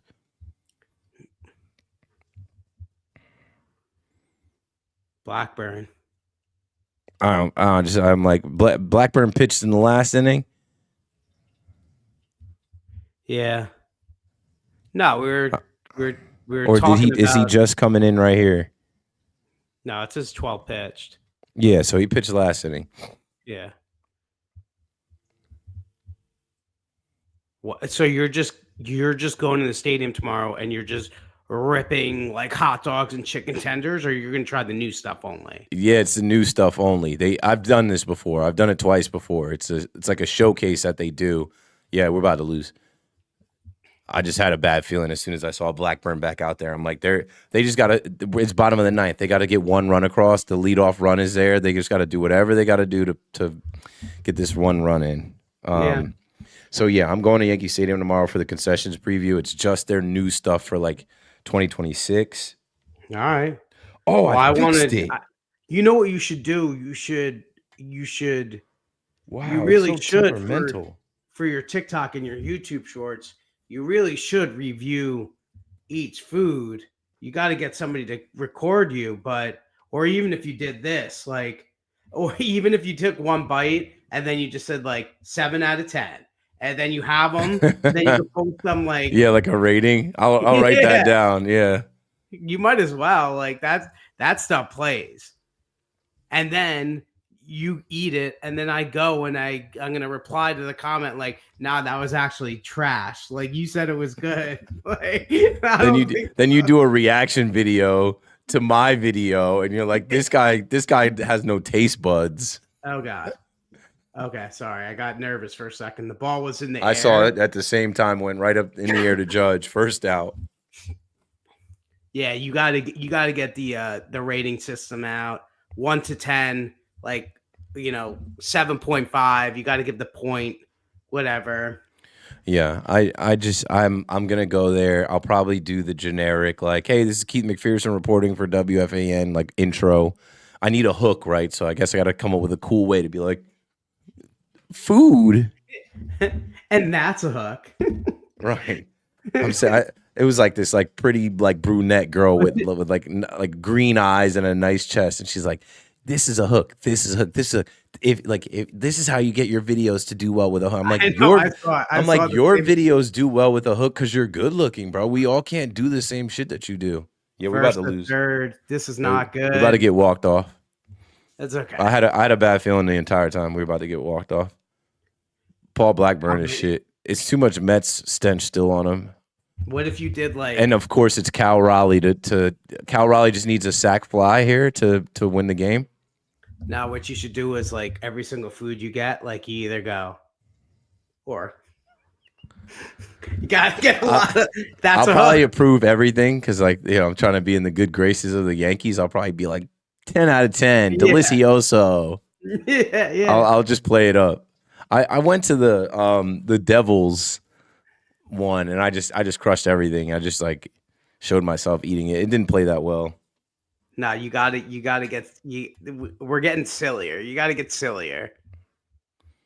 We care too much. We try too hard, and then the silliness. So I have this saying that I've said forever with my friends. I always say to them, they have like a question like, should I do this or whatever, and blah blah blah. And I always say, whatever's funnier. Whatever's funnier. Yeah, because for the most part, there's kids on social media, so you got to make them laugh. Yeah, whatever's funnier. But the Yankees getting out of this would be funnier because you have to be up at 8 a.m. So. Yeah, but I'm up anyway because my kid is up. Going back to why I left my nighttime job, because it's like, I'm like, this is hell. Like, my son is up at by 8 o'clock. There's no chance he never sleeps past 8 o'clock. No, that's brutal. Absolutely. And like brutal. when he was younger, it was like crying. It was like yelling, screaming, crying. Wah! And like now, it's just like he's a full grown man. He's waking up. He'll walk into the room like, "Daddy, Daddy," say something stupid like, "Daddy, Daddy, I put chips in the back of my Paw Patrol truck." Oh, okay. Like, yeah. I got an eye mask on, earplugs in. I'm like, all right, bro. He's ordering calamari for the table. I want to lay with you. I'm like, all right, bro. It's 6:15. That's awesome, man. That's the most important thing is being. Yeah, it is. It is. And everything else is gonna come. And the haters. It's tough. I get it now. If you're hating on Keith McPherson, you're just a straight up loser. Let him hate. Let him hate. I got a banner that I put up right here. Never met a hater. I put that up all the time. Never met a hater. because they the don't pull Mariners up. are going to win tonight. Yep, told you we were gonna lose. Told you we were gonna get walked off. Cal I called Raleigh is that. the hero. Blackburn is the You can clip loser. that. And yeah, we got a Cal Raleigh walk off. But Yankees fans, take it easy. We're taking it easy. I'm about to Oh hit wow, the they're rest. throwing, About to hit you the know, rest of this NyQuil. All right, y'all. This yeah, stream's gonna end at 12:30, so I can go to bed. absolutely. We'll get right to it. So, hot take of the day for me, and I'll let Jimmy think of a hot take. Hot take of the day for me. They're gonna blame this shit on Boone, Yankee fans. If I just search Aaron Boone right now, in the if I search Yankee, okay, my guy Chris will be on here. Chris goes, tonight is vintage Aaron Boone. The team has been completely overmatched at the plate, and all he can do is yell at the umpire. Your team is 5 for 5 on successful ABS challenges, and you still only have 2 hits. Maybe direct some of that fire towards your team. It's not a big deal, and there's no big shot of the night when you lose. But my hot take of the day is, when you wake up tomorrow in their sports talk radio, they're gonna find a way to blame this on Boone, even though the team didn't score more than 1 run. It's tough to beat a team when you only score 1 run. So, yeah, what's your take on this loss? Ryan Weathers did enough. Let me look at this lineup and see who actually was an absolute waste of time. Cody Bellinger, let me see. Cody Bellinger, I knew. Cody Bellinger was 0 for 4. Couldn't even work a walk. Judge had a hit and a walk. Trent Grisham 0 for 4 at the top of the order with a K. Okay, I got my hot take. My hot take of the day is it's okay to lose.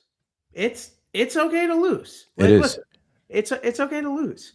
We're 3-1. It's game 4. We're not gonna listen, all you fans out there. We're not gonna be curmudgeons this year. Nobody wants to hear you in caps locks. Nobody wants to hear you in caps locks. Oh my God, it's Aaron Boone's fault. Trust me, I've been that guy. You don't want to be that guy. Find it in your heart to blame the players. Tonight, Cody Bellinger, you stunk. Tonight, Jazz Chisholm, you stunk. Chisholm, you stunk. Trent Grisham. Blame the players a little bit. Aaron Boone, plenty of times for Aaron Boone to get blamed, especially in October if you need to. Not tonight. Tonight, we're just going to relax. It's just March. It's March 31st. It was, you know what? I'm relieved that we lost because we're not going to get too high or too low. We're going to keep that Derek Jeter mentality. Just keep it even steady. That was a really long hot take. I'm sorry. Yeah, good for Cal Raleigh though, and I'll close with this. It's 12:30. Good for Cal Raleigh because they sat him to give him like a mental reset, and he came through for them, and that's their guy. So, exactly. Triple E goes, why couldn't Doval pitch? Like Doval hasn't pitched in 3 days. He didn't pitch Saturday. He didn't pitch Sunday. Like whatever. TikTok. Appreciate y'all. Thanks for watching. I'm gonna end TikTok first. Let's see what they're saying in the chat here. I don't want to hear Blackburn get burned for this one. The pitching kept them in the game. It was the offense not to produce. Yeah, but honestly, when I saw Blackburn was going out there again for the 9th, I'm like, oh, we're about to walk us off right now because they would only see better pitchers. They would only see better pitchers moving forward. Unfortunately, there is a winning pitcher, and unfortunately, there is a losing pitcher. So yeah, somebody has to get blamed. I'm just confused why after an off day they felt the need to have Blackburn in the 9th, especially against 4 lefties switch. Yeah, that's what I said. Once I saw Blackburn, I'm like, didn't Blackburn just pitch the last inning? Oh, Blackburn's going out again. Blackburn's going back out. I'm like, we're about to lose. We're about to get walked off here. They're going to jump all over him. They're going to capitalize. And they did. I could get 900 likes on a Twitter on a tweet if I just blame Aaron Boone. But you know what? I'm too old for it now. I'm not going to blame Boone. They didn't hit. That's not going to get it done. As much as both of these teams hit homers, right? As much as both of these teams have potent offenses, they lose that game 2-1. You bounce back tomorrow. They lose Ryan Weathers' first start. Okay. You're going to lose games. The Yankees are 3-1. I'm not mad about it. I'm gonna literally go to bed because I gotta wake up and go Yeah, to the have fun stadium. at the stadium. Get out of here. Have fun at the stadium. And everybody that joined tonight, Thank you. you're a real one. And that's that, right? That's baseball. What do they say? That's Baseball, Susan. That's All right. baseball. Thanks for joining me, Jimmy. I always end this with the same catchphrase. I say, stay blessed, stay up, and stay ready so you ain't got to get ready. I'm out.